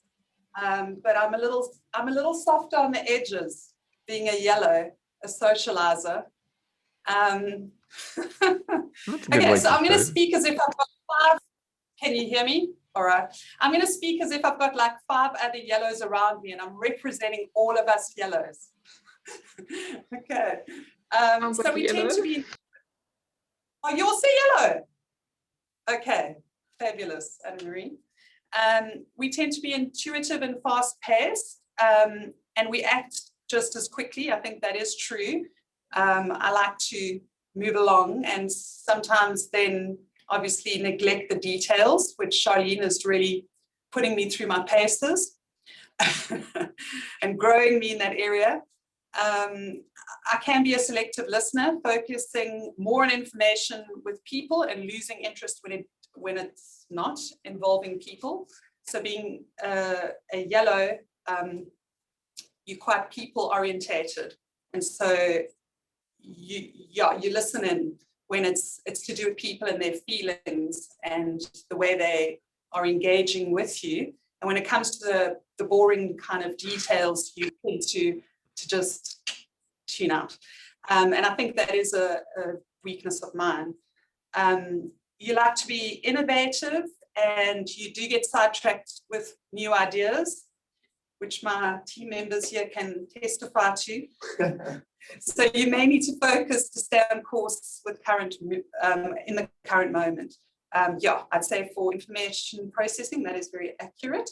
Then general communication, yeah, we do like to employ an engaging style of communications with others, and I think this is a focus for the yellows, like to grow in your communication and develop tools that will enable you to communicate better. And you prefer being physically close. So this was interesting because my red counterparts here said they don't really like to be touched. Sure. And yeah, and I prefer being physically close. And I was trained as a social worker, so for me, the skill of touch is actually a skill that we employ, especially in group work and group therapy, where you touch and reach out. So that's quite interesting, although I don't go near these guys because quite icy. No, I'm joking. So encouragement and connection, I think with general communication is important, and to inspire and motivate. Very good. Important to me. Yeah, on the downside, quite talkative. Oh, hold on. Let's go through the top three questions, and then go back to strengths and potential limiters. Eileen, thank you for that. And again, it's just worth understanding as we have Eileen made it seem like a great big group of topic color yellows there, which is appreciated. But it's always going to have that we have different tendencies, especially in the workshop. Sometimes we don't get this mix, so it's really valuable to just understand where people come from, because people truly will genuinely come from these different perspectives, and understanding that will just help us grow and develop in terms of our ability to connect with these different tendencies. So thank you for that. So for the top green, can somebody report out on the first three questions? Okay, I will. So we were all green, blue, which was quite interesting. And yeah, we obviously are the biggest group. So yeah, we had quite a lot of input to it. So on the information processing tendencies, so we all felt we were very thorough and we want to know the facts of things before we make a decision. And we can be self-critical because, you know, we have sort of high expectations. So we sort of hold ourselves to those expectations as well. And then that can sometimes lead to procrastination because it's got to be perfect, you know, before we move on. So yeah, that's sort of the main thing on the information side. Yep. General communication tendencies. So we prefer communication style. So it's interesting. Some people said they prefer written. Some people said they prefer verbal. But the actual underlying thing was preferring a style that provides the most information. So sometimes written is better because you actually write down all the details and the things that you might not speak about. But sometimes the verbal is better because you'll pick up like body language and sort of nuances that maybe don't come through in the written. So yeah, it's basically give the information is the big takeout. And also we tend to ask a lot of questions while listening. So we all, yeah, that did resonate quite a lot. And that it can come across as sort of being interruptive, you know, someone's trying to present and we're like, okay, but just clarify this, and what do you mean this? Or, you know, we kind of want to know the details. And then team member tendencies. Most of us seem to say we preferred smaller teams with like-minded people that have put the same value on the work, and, you know, are going to sort of try their best for the work, and have a, you know, and that there's a high level of trust amongst that team who are going to, you know, take it as seriously and, you know, yeah, take it like we would take it. So yep, that's it. Very good. Thank you, Julie. And again, it's worth picking up on those subtle differences, or maybe not some subtle in some occasions, within the orientation of the yellow and the green with those contrasts. And just to bring it up, that diagonals can tend to be the ones that have the most conflict in a work environment if not managed appropriately. Because again, people tend to do things for themselves. They tend to do things best within the frame of reference they have on their own personalities. And oftentimes, unfortunately, when things are very different to the way we would do things, we tend to find that frustrating, or tend to find that even, you know, sometimes make our minds that the other person has a hidden agenda and things like that. Those things tend to happen. And the more we can kind of understand those different tendencies, the less frustrations that we can have as a team. So very good. So for strengths and potential limiters, we would like to just perhaps, I mean, let's just say that let's do both strength and potential limiters. So let's have the top E color, yeah, green. If you don't mind, you can keep going, Julie. Just what were your strength and potential limiters? Okay, so I mean, a lot of them are the ones that are there, but it came through as supportive, orderly, logical, perfectionist, analytical, calm, persistent, loyal, cautious. Thank you. And again, very interesting that here we're hearing a lot of green and blue, which is natural because of the combination, but sometimes we would hear just green in the group, but the fact that they're both there, it is probably indicatory of that combination of E colors for sure. And for potential limiters? Limiters, so we had critical of ourselves and others, or others, you know. We can tend to being judgmental, that we can have unreasonably high expectations, that we're sometimes unsure, you know, if there's not enough information, sort of how to move, can be resistant to change, and maybe slow to speak up. Yep. Okay. Very good. Interesting there. Thank you. So let's see if there's any contrast with the top yellow. Eileen, you want to keep going with your big group debrief there? Strength and potential limiters? Yeah. So, okay, we'll do the limiters first. Well, strength first, please. Okay. We'll go back. Yep. Okay, so the strengths, definitely optimistic and enthusiastic, and stimulating and influencing, and people orientated. Yeah, all of those. Okay, and for the potential limiters? The potential limiters, definitely emotional and reactive. I think in the workplace, this, especially when you are dealing with people who are more blue and green, or even red, yeah, they don't respond well. I suppose your greens don't respond well to that kind of reactive. So it's learning to really harness that and not react, but rather respond. And then also overly talkative. I think knowing when to talk and when to pull back and listen. Yeah. Okay, let's have the top red, strength and potential limiters, since we're there. So once again, I had to take out a lot of the green descriptors. But basically our strengths as red is that we can practical, decisive, efficient, competitive, independent, achiever, and strong-willed. And then of course, the other side of that coin is the limiters, which makes us impatient and sometimes, so all of us said impatient, but there was also then unapproachable and insensitive. Okay, very good. Thank you for sharing that. And Nicola, for the blue? Yeah, for the main strengths that you'll find commonly in a blue person is they are very supportive individuals. They're very calm, and they are very dependable and loyal individuals, and as well as thorough. Limiters that could be to our disadvantage is that we are indecisive sometimes.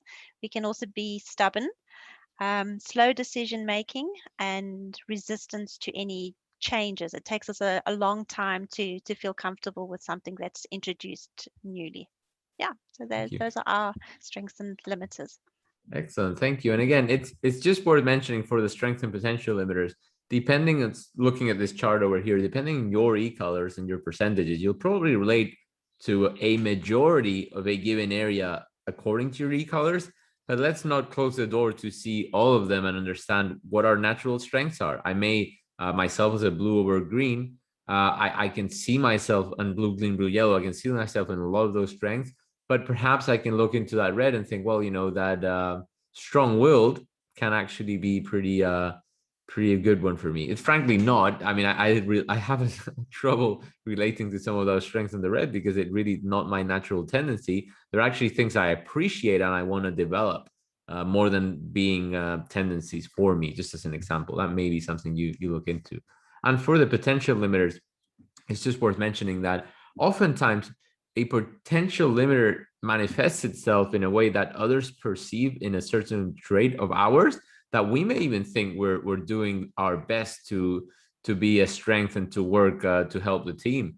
I mean, for that top red, that unapproachable domineering, to them, sometimes it's just about being task focused and really being an achiever and really helping the team get to all its objectives. That can sometimes be seen on the external side from maybe a bit pushy or maybe a little bit unapproachable. And it's the same for all. From the blue perspective, that loyalty to the people and loyalty to the team and to the ideas can definitely lead to being perceived as stubborn or resistant to change. So just be mindful that sometimes, even with potential limiters, people are trying to really just shine their strengths. And if not managed adequately, it can end up looking or feeling to others like a potential limiter. And just to finish this portion off, what about slogans? Did you have time to come up with a bit of a group slogan? Maybe for top color greens? Julie, you want to start there? Yeah, we basically said I'll say how it was: over-analyzing supportive perfectionists. Okay, very good. Very well described. Actually, Nicole, you want to go next for the blue? What did we come up with? Yeah, actually, Brenda got a very suitable name for us. We are the dependables. You can depend on us. Very good. And Eileen? I'd say, yeah, mine would be come on over to the fun side. Nice. What about for the top red, Anne-Marie? For the red, it was just do it. Just do it. Oh, yeah, even better than in that edition. Very good. Thank you for that. And again, these characteristics is just a nice way to have because it is a lot of narrative and a lot of information around the e-colors. But if we understand these little pointers, the better we can be in terms of the more effective of reading people and then applying this concept. And with this concept of application, it's really where we're going to start moving towards now. But I just want to mention, and it was mentioned at the beginning too, where this is a journey and doubt and resistance is natural. Maybe perhaps from some of you that have a bit more experience, not so much right now. But for others that you introduce this to, you just be expecting this when you do, because it's normal, it's natural. People can feel a little bit boxed or people can feel a bit awkward with these at the beginning. But what we find is that once you truly understand yourself a bit better and others, this framework of personality makes a lot more sense. And then you can develop a little bit of what we call tolerance. Tolerance tends to feel like people like it's not enough, but I like to promote tolerance as a really great step in the journey, because it may be that for certain behaviors that you understand are not your natural style, they may be very hard to appreciate. Let's put it that way. But if we are at a full stage of tolerance where we understand that's not how we would do things, but it's other people doing things in terms of their tendencies, there isn't a frustration there anymore that we see when that tolerance isn't there. It becomes frustrating. Now, if we can move from that point of tolerance to actually appreciate the diversity, it's where we really want to head to, and why it's so important to continue to understand and go through these types of processes where we just have to keep reminding ourselves that everybody's different, that there are certain tendencies there, and that if we really understand those better, we can really involve and really embrace and leverage the diversity a bit more effectively. So moving on to our next section, we're going to move into, okay, now we have some awareness of tendencies, and we don't want to go into much more depth than that because it's a framework, right? The red, the yellow, the blue, the green, we have different percentages. It's a framework. It's predictable. It's pretty stable over time. There's certain traits there. But at the end of the day, I can be as aware as I can be, but what's the bridge? What's the next step? It's really doing something about it. And it starts with being proactive in ourselves and managing our tendencies. So as we said before, with that personality and character distinction, personality is that way we are wired, instinctive behaviors, natural communication style, overall our default comfort zone, just the default, right? Our natural behavior in a given situation or reaction, like we like to call it, if we don't think about it, it's just being ourselves. This is how we would typically react. But our character, on the other hand, is that deeper part that is not always visible in terms of those diversity factors. I may have an understanding that somebody can be a bit impatient, or I may even get an assumption that somebody's a bit unapproachable or open or approachable. But those are just assumptions and observations I can make about somebody's personality. but I don't really have any clue of their background, beliefs, morals, values, life experiences, morals, and education, training, family background, culture. So all those elements that ultimately build our character are those things that help us respond. You know, I may have an orientation to react and not be very good speaking in public, for example. And I may, if I'm just reacting, my natural comfort zone would be just to sit at the end of the room and hide behind somebody there, so I'm not put on the spot. But if I have a commitment, even for example, to share a message, or I have a commitment to change and influence people positively, that behavior of personality of being reserved or not wanting to be the center of attention, that can be really managed by my desire to influence people positively, to help people. And that requires to be the center of the spotlight. So it may not be comfortable, but it's what helps me ultimately manage my personality.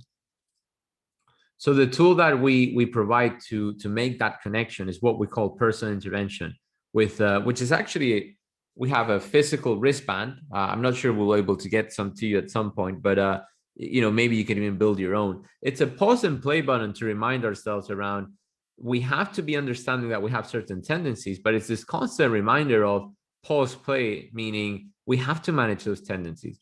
And now how that actually looks, those pause and play opportunities, is going to be a bit different to everybody.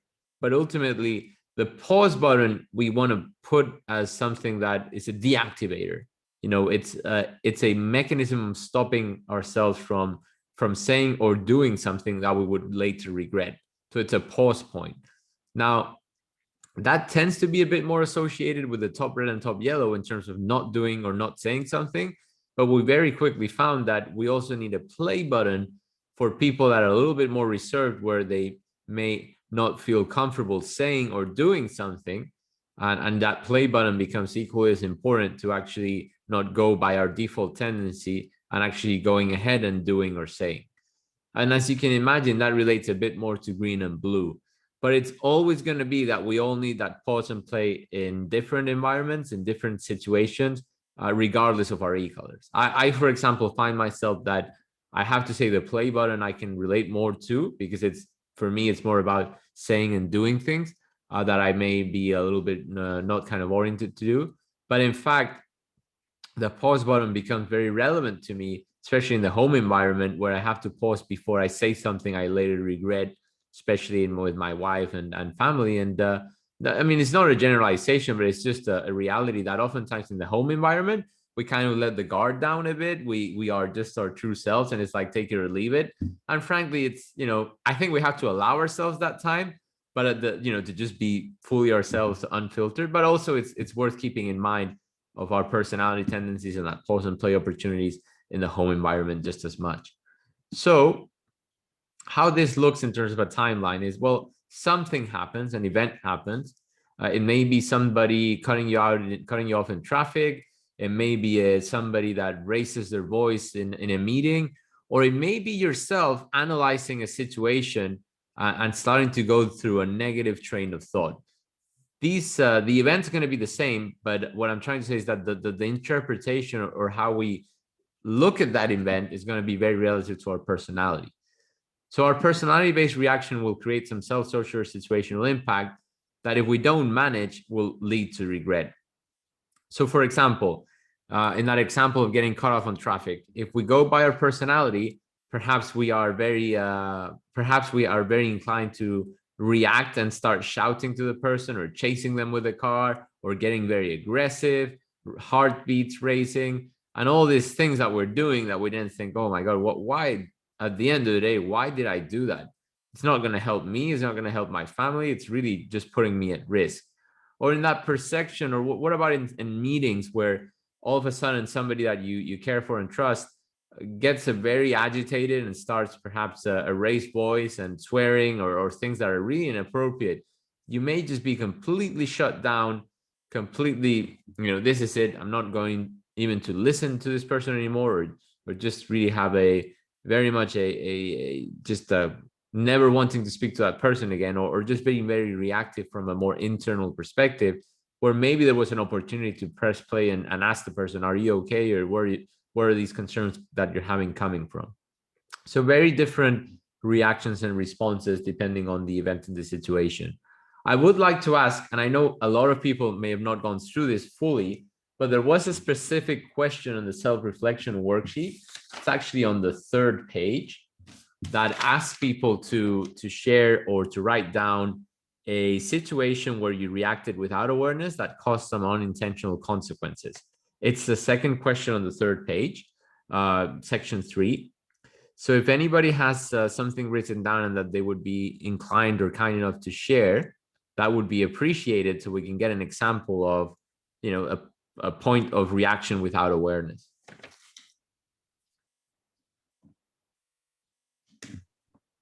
And if there's even nothing written down, just maybe think of the last time that you reacted or what happened there. And if you want to share what happened and maybe walk it through a little bit, having this model as a reference.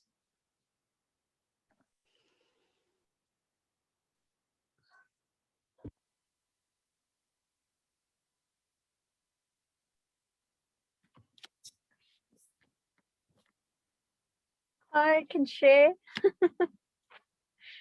if no one else will. Thank you. I can drink water for a very long time here, so I can wait. So this was more like, yeah, the reaction side where I just wasn't, yeah, I didn't think about it. It was kind of just a reaction. So there was a situation that happened where someone close to me was treated unfairly, unjustly. And the way I reacted was I confronted the person that had treated this other person badly. I had confronted them, and you know, I kind of not shouted, but I, you know, was rude, or I said you know, things to them. And then later on, so I had so much anger towards this person that after I had said what I did, like I walked away and I just like burst into tears, and like I was so embarrassed actually, because it was around other people of the way that I had dealt with that. And so it was more just being upset as well with myself and just upset with the situation, but yeah, feeling like a bit guilty and yeah, like regretful afterwards because of that. So that wasn't really, so in that is so I kind of went for it, whereas I should have probably paused in that situation and you know, rather stepped away, but I just reacted without thinking. Absolutely. And I think that's a great example of what we could say could have been a pause opportunity for yourself, Christine, and maybe a little bit of a reframing. And it really brings to light the complexity of this, but the beauty too, that actually, I don't know the full situation, but it may well be that you intervening was appropriate. But perhaps in the how it was done, it's where maybe it was a little bit, and again, I don't know the whole story for sure, but what I'm trying to say is that for us, for people that observe things and sometimes that, do I intervene, do I not, and maybe with your tendencies, I think it's probably a good thing of stepping in, and maybe that how is where it wasn't perhaps so aligned with your morals, with your values. There was maybe a misalignment there, and that's what caused that real regret. Perhaps just proposing that. No, that's spot on. I think definitely it wasn't so much intervening, because I was happy that something was said, but it was the way that it was done, which wasn't, it wasn't thought through, and it was just me like going for it, like, you know, reacting without thinking, and so it could have been done in a different way. Absolutely. Well, thank you for sharing that. Thank you for your vulnerability there. And I think it's a great example of a real situation that I'm sure in a given environment and moment, I'm sure we've all been there. I have for sure. So thank you for sharing that. Sure. Appreciate it. Okay. Anybody else that wants to share here? It's definitely welcome to.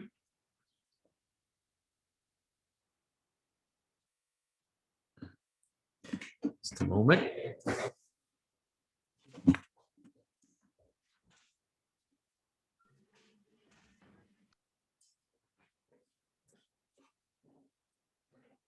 Nobody went for it.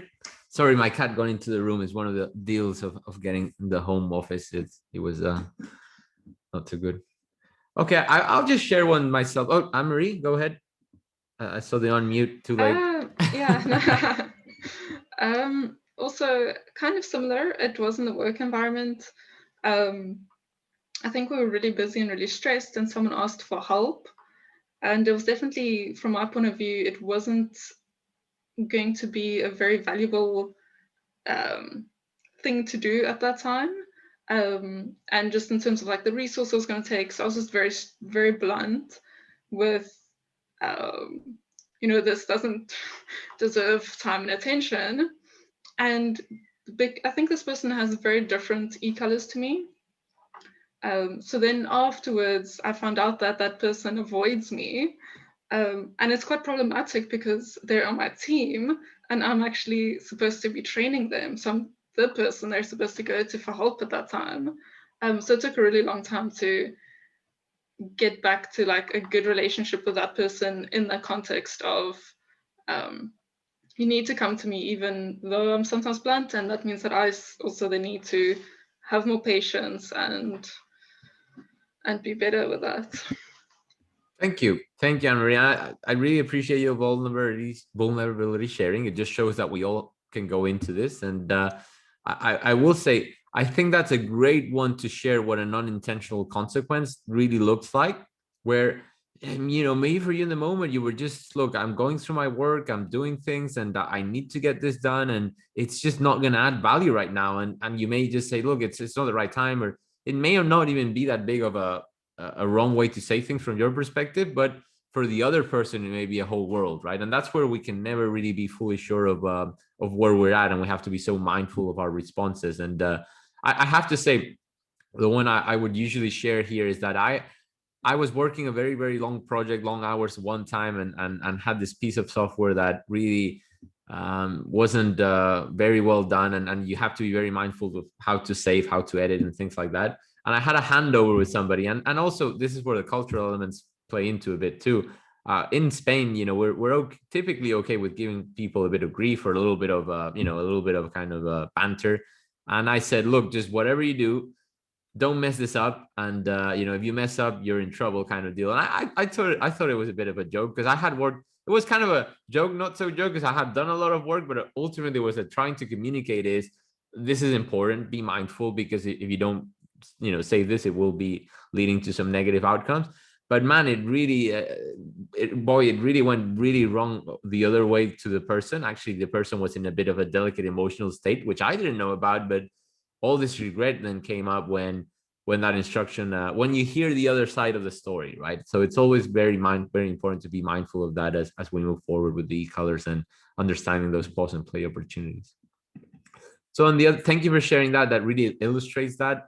And by the way, those little reaction points can be also a little bit like simpler things, like we're decided to diet, but we have a donut there and we have a salad, and we just take the donut, and it can be used for those different mechanisms of understanding how to train ourselves and how to improve our conducts and behaviors.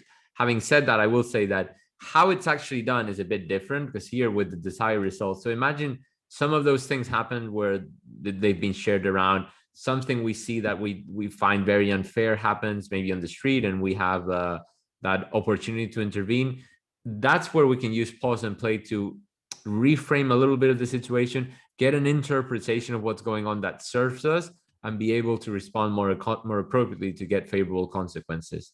So for example, in the situation just shared now with Anne-Marie, it could be that we have a little bit of a moment to think, okay, so the event happens, somebody comes for help or for a conversation, and may not be their best time for me.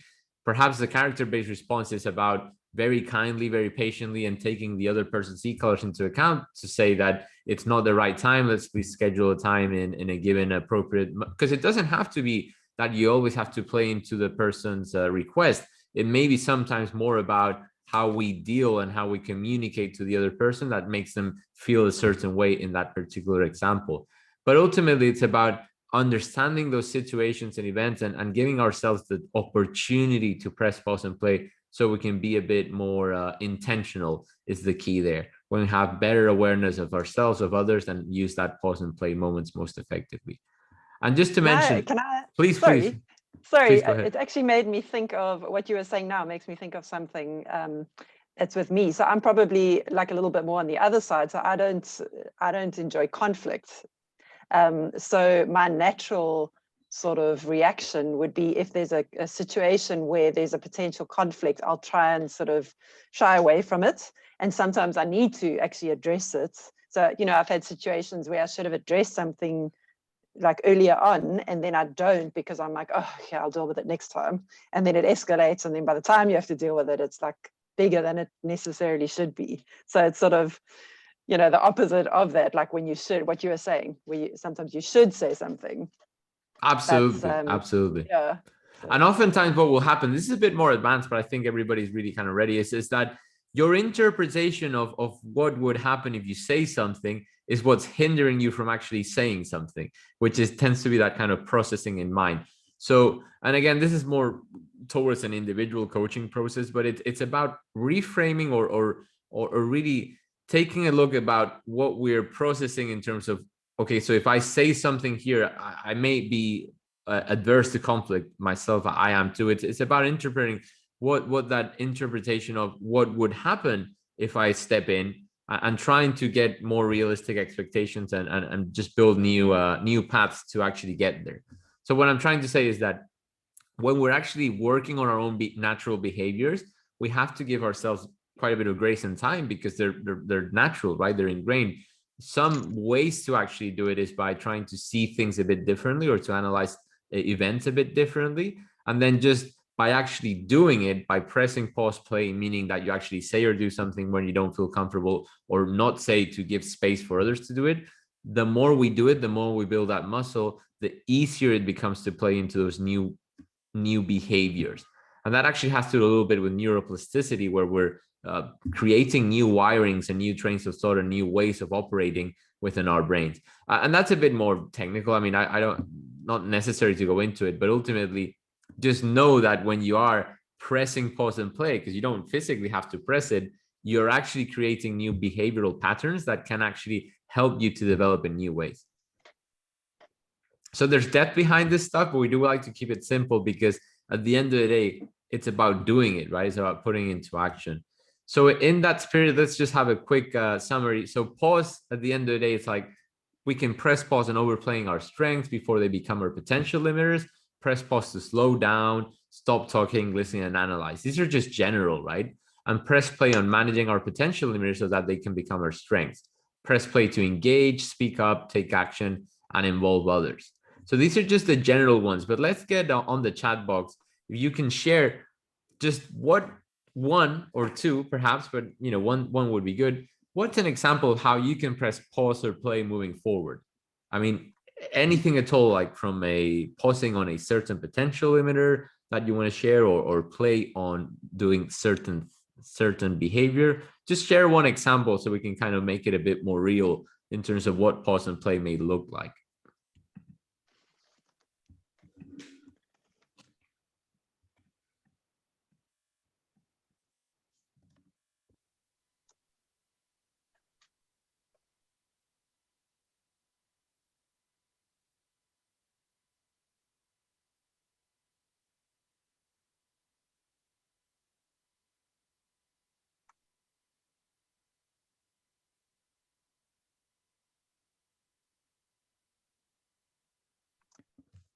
Thank you for the shares. We have pressing play on trying new things. Actually, I was working with a green over blue in a more of a coaching session the other day, just as a practice, that funnily enough, there was that open to new things. Her challenge to herself, her goal for 2021 was one new activity every month.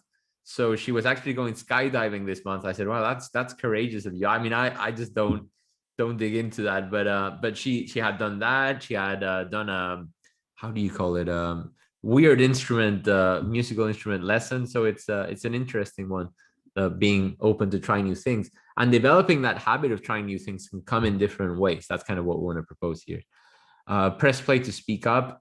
For the one around speaking up, I will say it's a great one, and we tend to find that the more you can build an environment where it's comfortable to speak up in a situation which is it's not going to have a lot of pressure for you, but you naturally wouldn't speak up, that tends to help.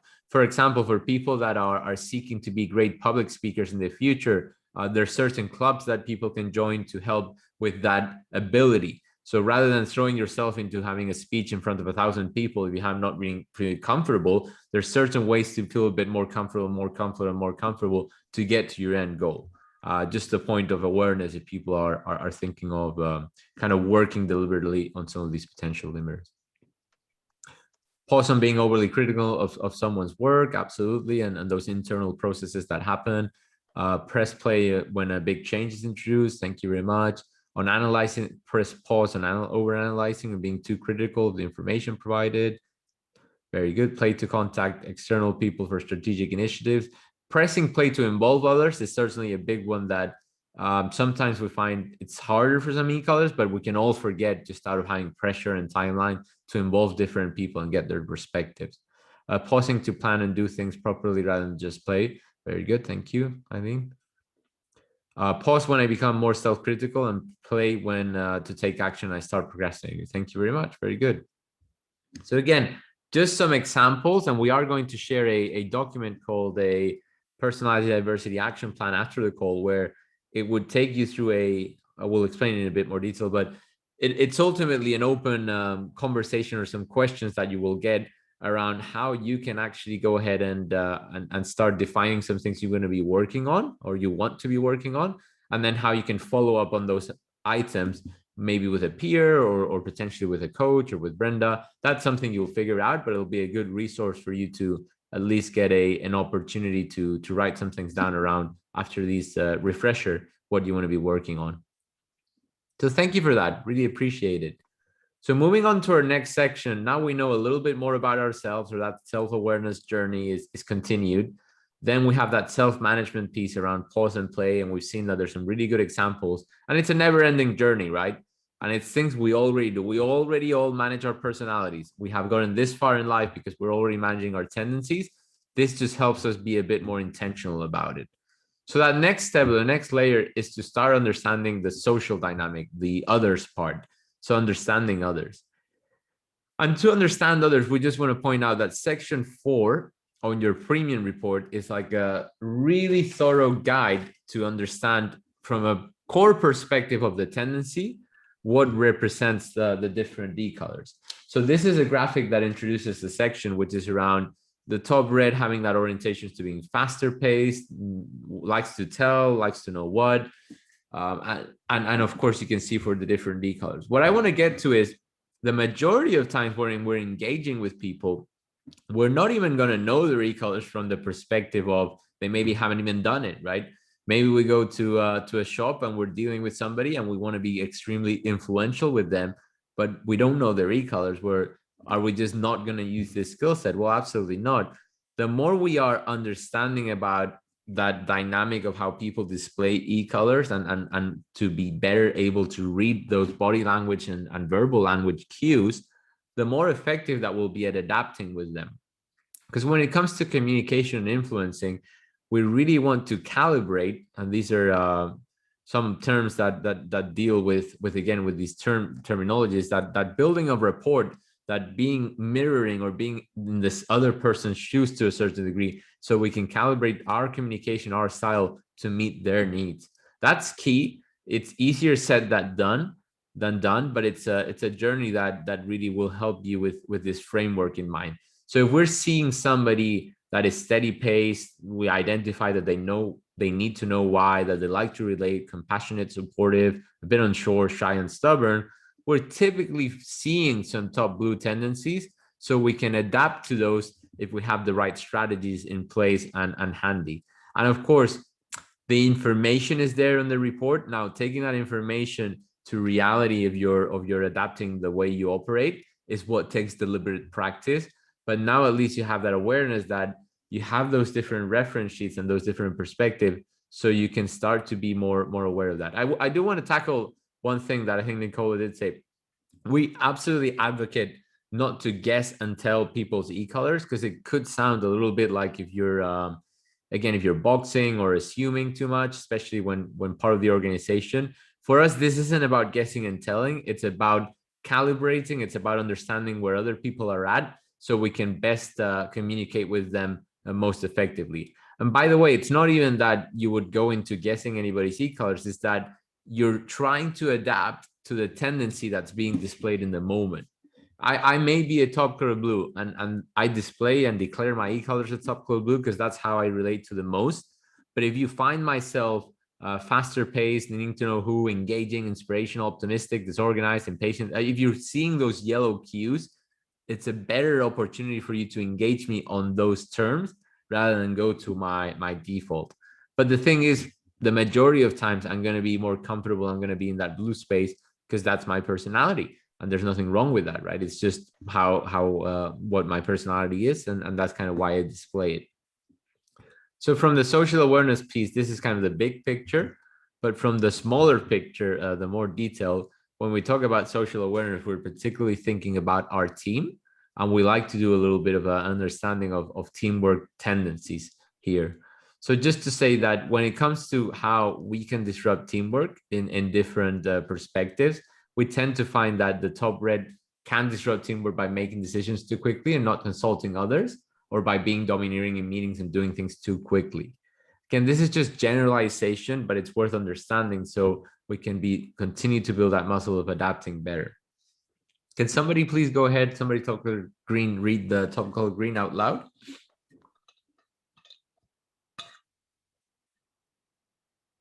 Okay, I'll do it. I can disrupt teamwork by demanding thoroughness and perfection, and by being critical of others, and by procrastinating over tasks. Now, just generally speaking, Julie, does that kind of align with you, or? Yeah, personally, yeah. I mean, I don't feel like I'm too big on the procrastinating side, but I do have quite a bit of red. So I think that's what maybe pushes that. But yeah, I do. And I also find that, you know, at home, you know, like working with my husband and my kids, you know, like I have high standards, and it can obviously, you know, be disruptive because not everyone's on the same page with every, yeah. And that's just a potential pitfall, right? It's not something that we would always do. It's just one of the things to keep in mind. We want to bring special focus here on the, how would I say, on the differences between the diagonals, especially because on that green side, we have people that demand thoroughness, perfection, critical, especially if others don't focus on the task. And then the top yellow is more around, I can disrupt teamwork by being overly creative and reactive, and by not recognizing that some people need quiet time to think and concentrate. Or for the blue, I can disrupt teamwork by not speaking up and being stubborn and resistant to change. What we want to illustrate here is that on the team dynamic, on the team aspect, it's going to be very obvious, very evident that if we don't manage our tendencies from that perspective of the e-colors and we play into each other a little bit, it will ultimately really lead our team to a given portion of these. So what I'm trying to say is, especially when we have the contrasting ones in the team, it's really worth having a conversation around how the team dynamic is going and how we're going to help each other build or go towards that common vision, rather than just keep operating from our tendencies. So just quick exercise here. So what about thinking about your team meetings this year? What do you think? This is the only time that you have a chance to blame it on others, put it that way, throughout the whole day today. What do others do that disrupts teamwork for you? Just give us some thoughts on the chat there, or yeah, or share if you want to unmute and share. That's fine too. Just, you know, put it to reality in your teams. What do others do that actually disrupt teamwork for you?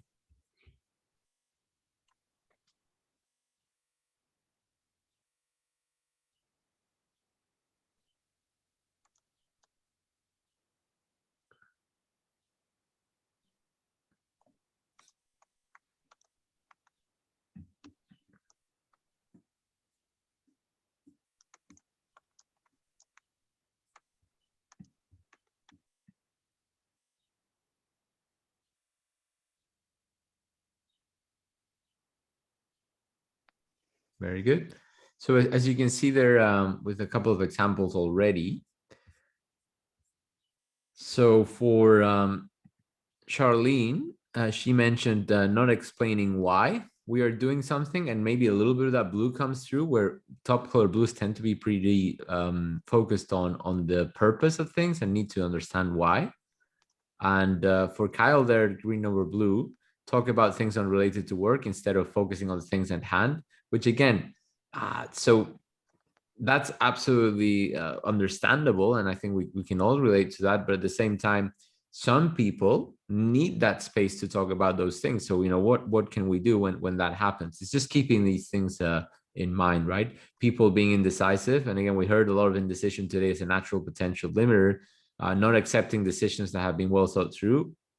So for top color greens, usually if there's been enough details and enough time to make a decision, and then there's a clear path and a clear plan, it tends to be that then changing that plan can be pretty hard. So very good. And again, I think you can start to see where we're getting to here is that it can be very contrasting when it comes to these different perspectives of teamwork. So the more we understand each other and build bridges, the more closer that we can relate to as a team. Now, I don't know that I got everybody, but something that I will be more than happy to follow up with and provide the full picture is just some visuals here about the team. And just to point out, we don't refer to these as how would I say, as a team personality or anything like that. We think there are more important things within the team that determine the overall performance of the team. We don't like to refer to it that way. This is just a representation, a big picture overview of some of the top e-color tendencies that you have of the individuals in your team. And of course, that by itself sometimes causes some reflective thinking about how the team operates. And it's just worth having there as a snapshot.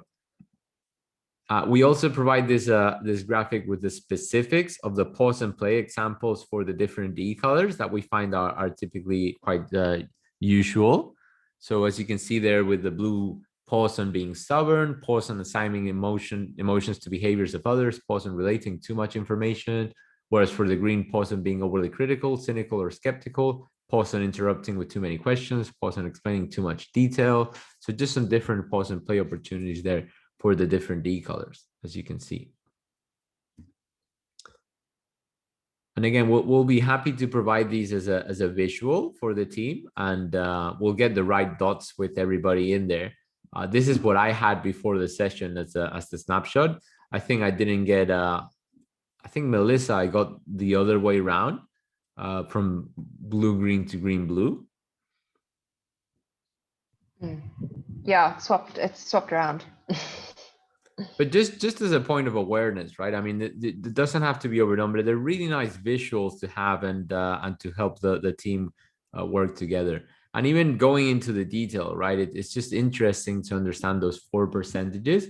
And again, going back to Melissa, I have blue-green, but 31-31, right? So typically what it would show is that you're very comfortable in that top blue, top green space, and understanding that, especially when we're doing maybe more one-on-one work, is definitely relevant. So these are just different visual cues to help you along in the application journey so that you can have handy. And I won't distribute this version because it's probably got a couple of errors, but when Brenda lets me know the kind of final and everything's clear, we'll be more than happy to share as nice posters that can go up and things that we can kind of have in our mind. So just one last thing on social awareness before we go into our last section here is this whole communication piece. And it's worth understanding that it's going to be really relevant to understand this from the perspective of listening to others and seeing where they're coming from, because we tend to find that when you're looking into those cues, when you're figuring people out a bit, it's when those communication filters, of course, shine through very much so. So what we tend to find is that from the perspective of the filter itself, top reds have a filter of what, and usually what and when. Top yellows would have a filter of who, whereas top greens tend to have a filter of how, and top blues would have a filter of why. Now, the what filter for the red, if you think about it, what do I need to do and give me some space to go ahead and achieve?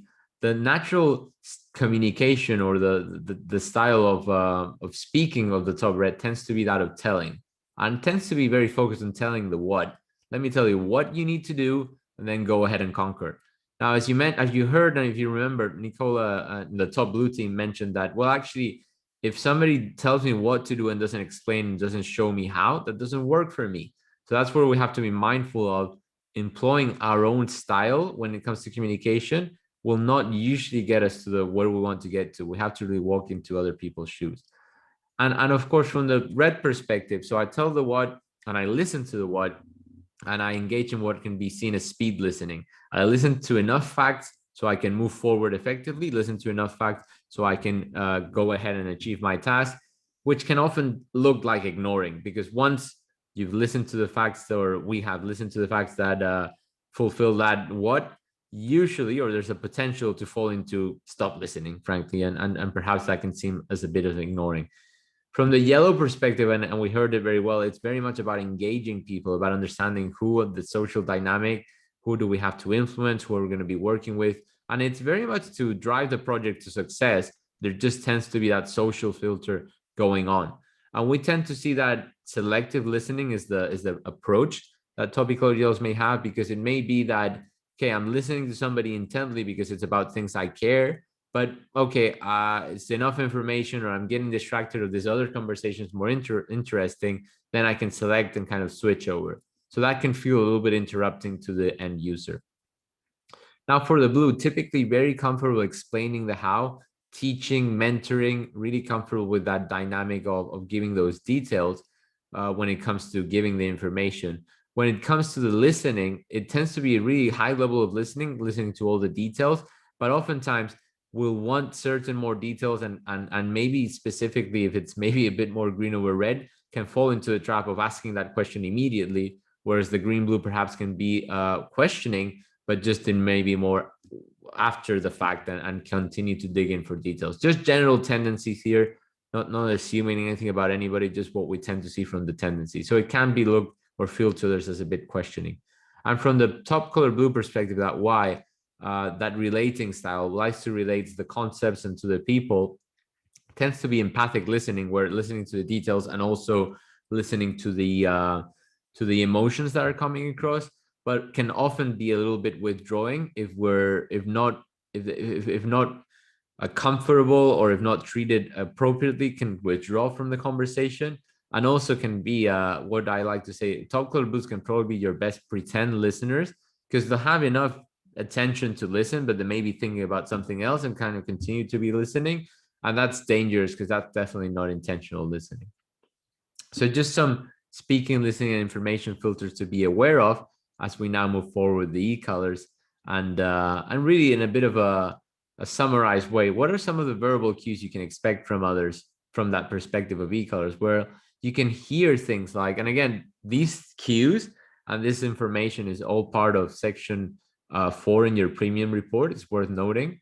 But from that quick sort of big picture cues, well, we tend to find that top reds would say, I want, or I need, or obviously. It's pretty definitive language. Just do it, figure it out, make it happen. Very action oriented, right? So it's just a manifestation of how these things come out. And again, this is going to be always different depending on the country we're in, on the language, on the expressions that we use. But I think you can understand where we're coming from here in terms of analyzing and hearing those different perspectives. Like for the green, I think technically, well, that's not exactly accurate, is it? Well, what do you exactly mean? Or let's analyze this in a bit more depth. Those are that kind of style, that orientation shining through. For the yellow, may be more like, I believe this, that kind of cue. We tend to hear that quite a bit, or that was the best thing ever, very magnificent language. I love that. High five. That's awesome. Those things that really, I think in a way, help us all be a little bit happier, and help us all be focused on that positive side of the spectrum. And for the blue, you'll probably often hear things like, I feel like this is the right thing to do. I understand what you mean. I agree. And sometimes it's just a non-response or pensive that can kind of help you understand where that's coming from. So again, just a little bit of a section to understand more about the communication filters, to get you going on that social piece, social awareness piece of understanding how to read into people's e-colors. but your reference point is section 4 on the report. It's just a very thorough approach, that reference sheet, to really understand about those top e-colors. And again, it's a really good place to be, where you may be working with somebody that you don't fully understand, or maybe they're displaying their e-colors. This is a nice reference sheet to go back and say, well, what may be going through this person's mind, or let's see if we can understand a bit more about their personality. Okay, so now having gone through a bit more about the self-awareness, about the management, about the understanding of the framework, and here with social awareness, at the end of the day, it's time to put things into practice, right? And we're just going to give you a bit of an overview of some of the tools that we utilize to put things into practice, and really just end up with a small conversation how to apply things, and we'll be done for today. So the first tool that we want to introduce has to do with this part here, where we asked you to consider a situation or an engagement where you may want to be extra deliberate, or help. You may need a bit of help putting into play. And that's on the 4th page of your self-reflection worksheet. No need to share. It's just to say that the tool that you may want to utilize to help you in this upcoming engagement is what we call the planned engagement checklist. As you can see here, it goes by respond on the left side here. And this checklist is just a bit of a guideline, a bit of a help to help you prepare conversations that you're not fully comfortable with, meetings, when you're addressing a crowd. It's really to do our best to make sure an engagement that we have goes well. It's not going to be that we can assure the outcome, but if we really want to make it successful, it's probably worth going through this checklist to help to the best degree of our capability to prepare it accordingly. Some examples of what we call this kind of high-risk communication. Maybe you want to give constructive feedback to somebody and you're not very comfortable. Maybe you want to ask for a raise. Maybe it's in an interview approach. Maybe it's when you're engaging a client or customer that is really important for the meeting to go well. That's where you really want to be using this tool.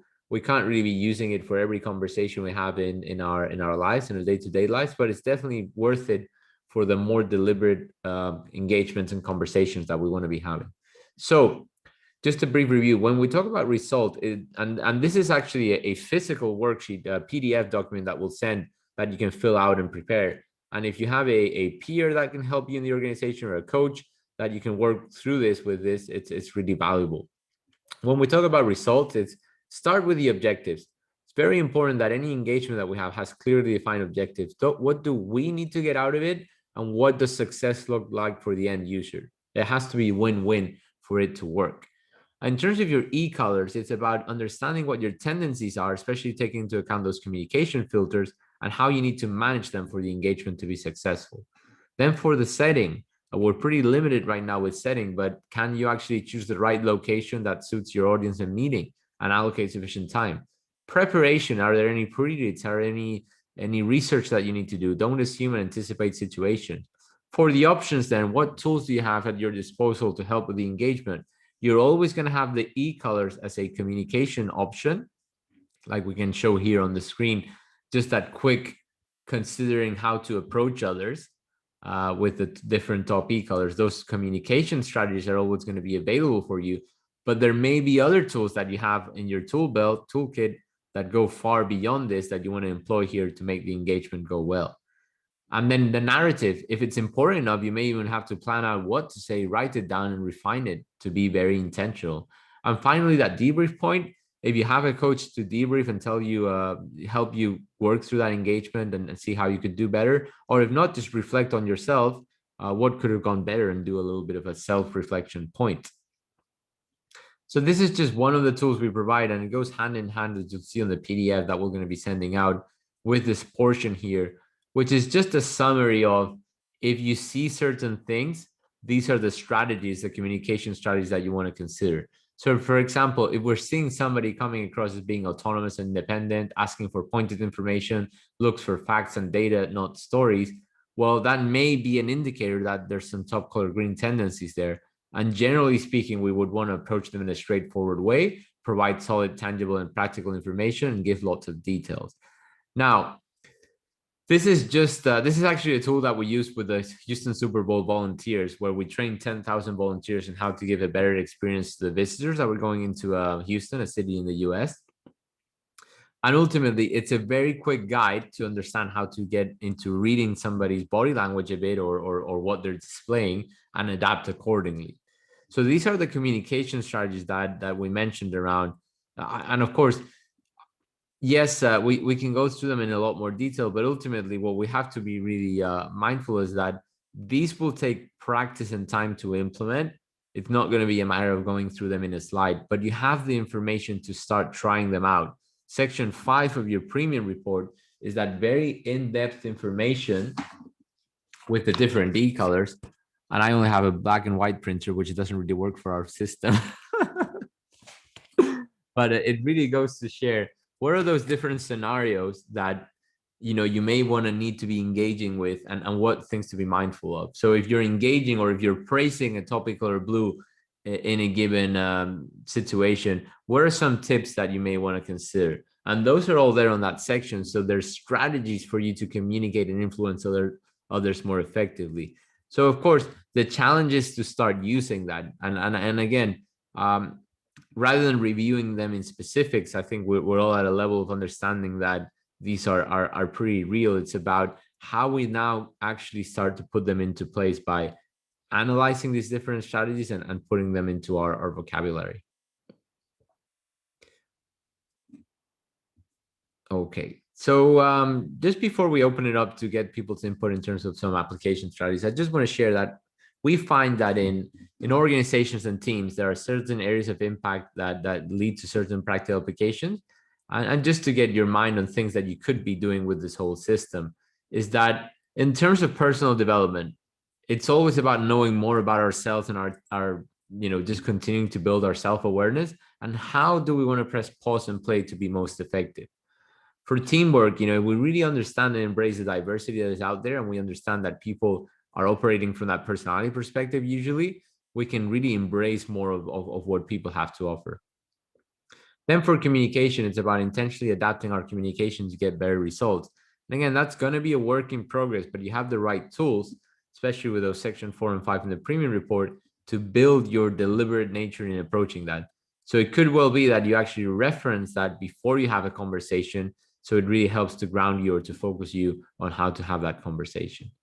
And it establishes a common language. And I think that's already been there. I already heard it in the introduction exercise: pause, play, understanding how to tap into the different D colors.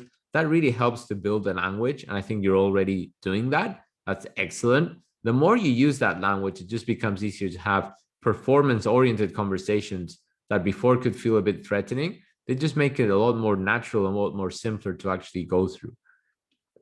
And when it comes to leadership, we just want to outline that leadership for us is very situational. So the more that we can read the environment and understand what behavior is required and tap into it, the better.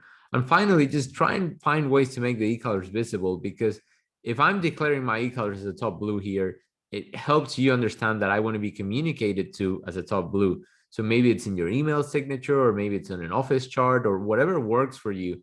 But displaying and making things visible is important, just to really make the system come alive. And if people don't want to do it, it's absolutely fair enough. We have to be respectful of everybody's choices. But I think now that we understand that it's definitely not anything to profile or box, we tend to find that people are more comfortable doing that. And always be respectful and follow the ethical guidelines. This tool has its limits in the way that it has to be used, because we don't want to be using it for any kind of profiling or discrimination. That would just be completely against the DNA of the tool. So just to finish up here, we'll let you know that we're going to be sending you a personal action plan to help you do a little bit of a reflection and perhaps write in some of those things that you want to be focusing on in the future. And also that planned engagement checklist form you'll receive in a follow-up email. So just completing the workshop, we want to get a little bit of your input of what some actions are that you think you'll take forward after having this information and this workshop. And then we'll just conclude with a debrief. So you're more than welcome to type into the chat or to go ahead and share your thoughts. Both options are very much welcome.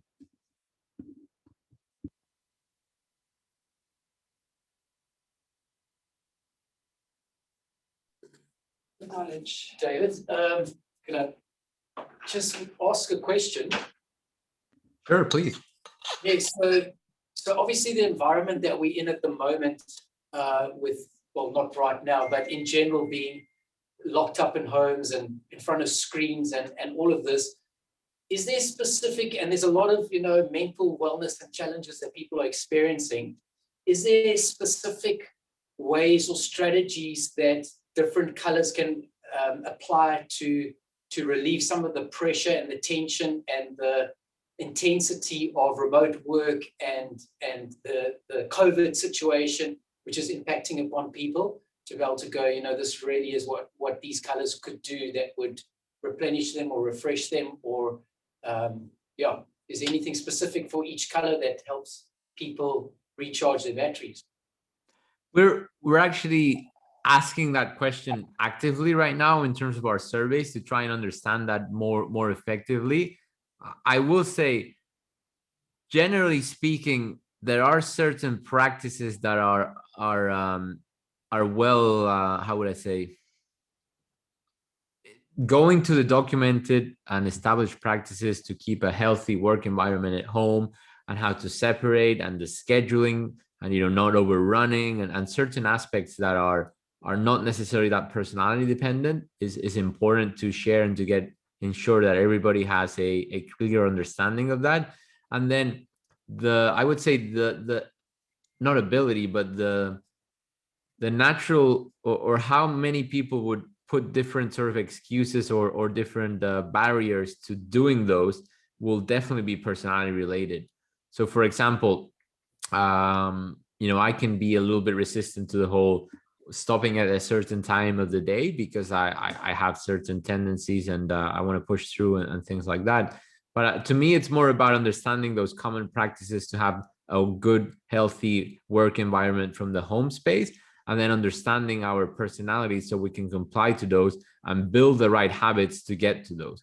Because for most of us, it's been a great change. And I think there has to be an understanding that there's a process of adaptation where pause and play are really relevant, building those new behavioral habits to get there.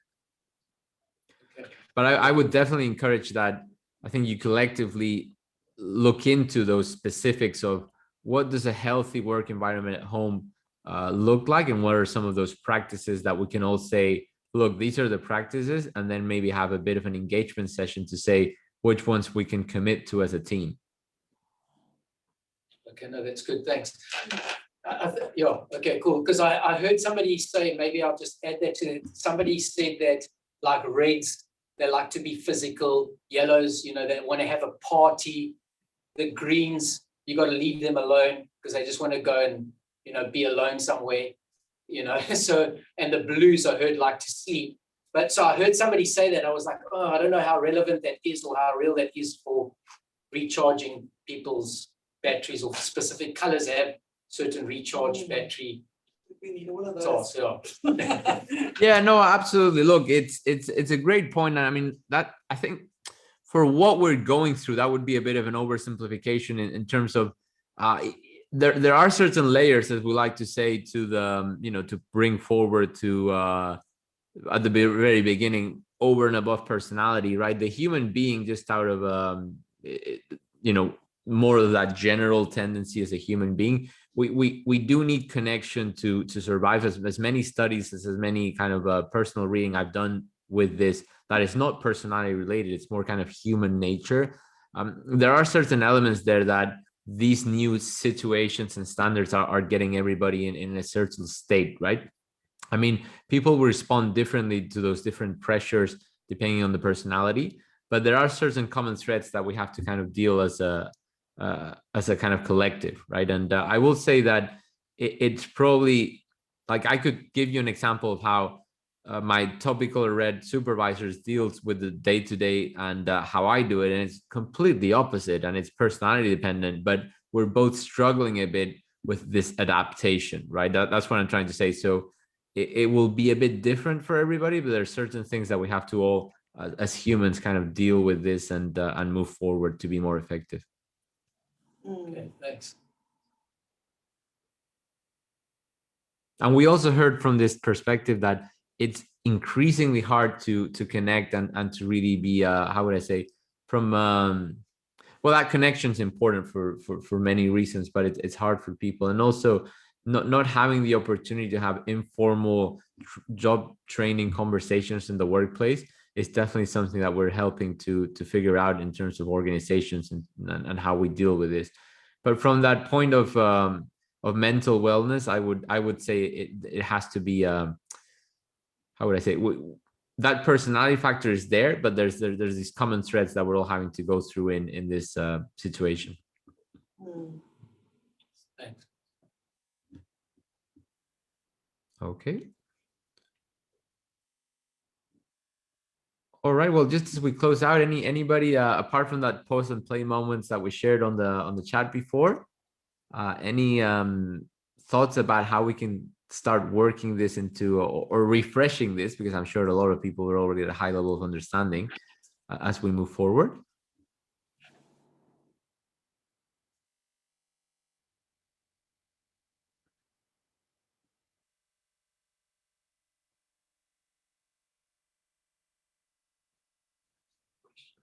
Very good. So again, we had on the chat around changing the communication style to consider others most effectively. Intentionality, that's very good, around just raising the bar, raising our standards to be more intentional. Very good. I think we had a lot of info and a lot of review, and I think we're probably at a time we're wanting to conclude here, which is absolutely fair enough. And I will just say, look, in a nutshell, if you could just kind of incorporate this into your thinking, we find this is pretty effective, right? Just a simple reminder how to work with others. Be brief, be bright, and be gone with that red. Be accurate, be specific, be logical with the green. Be fun, be open-minded, be energetic with the yellow. Be understanding, be calm, be supportive. There's a lot more than that. But what we're trying to say is, look, if we already frame our behaviors, frame our communication to meet these little statements, it will actually go a long way in adapting to others and playing to others' tendencies. Okay. Being aware of potential limits and try to press pause and play. Thank you very much, Tana. Very good. Excellent. So just in terms of a quick debrief here as we close out the session, the objectives today were to understand and learn how to manage our own behavioral and communication style more effectively, enhance our team performance, increase our ability to understand, communicate, and collaborate with others, recognize the difference between self-team and other awareness, and educate others as to who we are or who you are. So keeping these in mind, do you think we met our objectives for today? Yeah. Yes. Yes, definitely. Okay, thank you. That's good. And again, the purpose of debriefing is continuous improvement. So there's certainly no problem in if it's a no, or it's always welcoming feedback is the importance of this practice. So now that we've gone through number one, so what went well today? Some things that went well for you.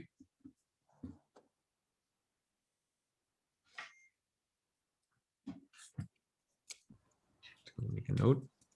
For me, I think the breakaway group was quite insightful, and actually understanding that, I mean, we all get grouped into green and, or for our group, green over blue, and actually how everyone's personality traits were very similar to mine. That was quite interesting. Thank you for that. Appreciate you sharing that, Carl. I think for us, we had the benefit of all three working in the same office and working together. This is our team. So doing this together was actually a great exercise, because we've been discussing as we go along and in the break, and I think it's definitely going to bear fruit. So we've been privileged to be able to do this together. So that was a win-win for us. Excellent. Absolutely. One more.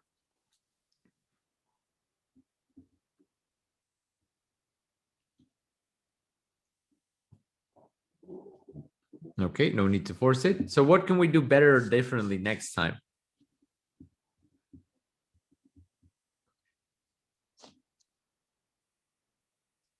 I think we're going to have a follow-up session on Friday, right, Brenda, with the next group. And so any thoughts on things that we could do a bit better or differently? More than welcome any of your perspectives. I think I'll just answer for me personally. I enjoyed all the information. I think it was nice to, so this is also just for the second question. It was nice to get that in-depth understanding. And I think for me, what I would like more of is more practical, like maybe more practical examples of how it's done. So a challenge for me is that I have a team that has different colors combinations. And so what's the challenge I have is when you're communicating to them as a group, what's the best approach? Because you can't just approach speak to one color the way they like to communicate. You kind of have to do it in a way that it's for everyone. And I think just some more practical examples in the workplace, in teams when you're working with different combinations of e-colors and personalities, what's the best way to approach that? So that's the only thing I think I'm left with at the moment, is just still that wondering about that. Yep, I think that's a great input, Christine. I appreciate that. I will say that one thing that is worth when you're giving those group communications, and that we can definitely do a bit more work addressing that, is always covering the 4 information filters is something that we found to be very effective. So that what and when, which relates a bit more to the red, the who, the why, and the how. And some people actually make it really obvious, because they would even do that on their email where they label the information in those 4 areas. Yeah. But even if it's not so obvious, making sure those information needs are met when you're addressing the groups. So appreciate you bringing that up, and I think that's a great piece of feedback. Thank you.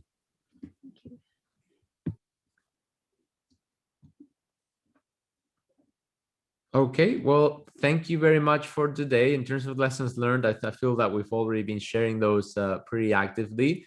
And in terms of now what, the action items, we will send you a follow-up email with a couple of tools for you to start using. And from our perspective, we will review this feedback and see how we can improve the next session to get a better team experience. So thank you. And I just want to leave you with a thought there around a final piece there. It's all about intentionality, right? Because being intentional with our thoughts, for your thoughts become your words. Be intentional with your words, for your words become your actions. Be intentional with your actions, for your actions become your habits. And be intentional with your habits, for your actions, for your habits become your character. And be intentional of your character, for your character becomes your legacy. So just some words of wisdom trying to focus on that intentionality piece. So from my side, thank you very, very much. And really appreciate the interaction with the group today. I think you all did excellent. If there are any questions or any comments, I'm more than happy to answer those now. I do like to be very timely. So if anybody does have to leave, more than happy, or from my perspective, the kind of workshop is complete. But I'll be here hanging around for a couple of minutes if anybody has any questions or any conversations that need to take place. Really appreciative of today. Thank you. Thank you, David. Thank you, David. Thanks, Great. David. Thanks very much, David. Thank you. Thank you, David. Cheers, everybody. Bye. Bye. Bye. Thank you. Bye, everyone. Bye.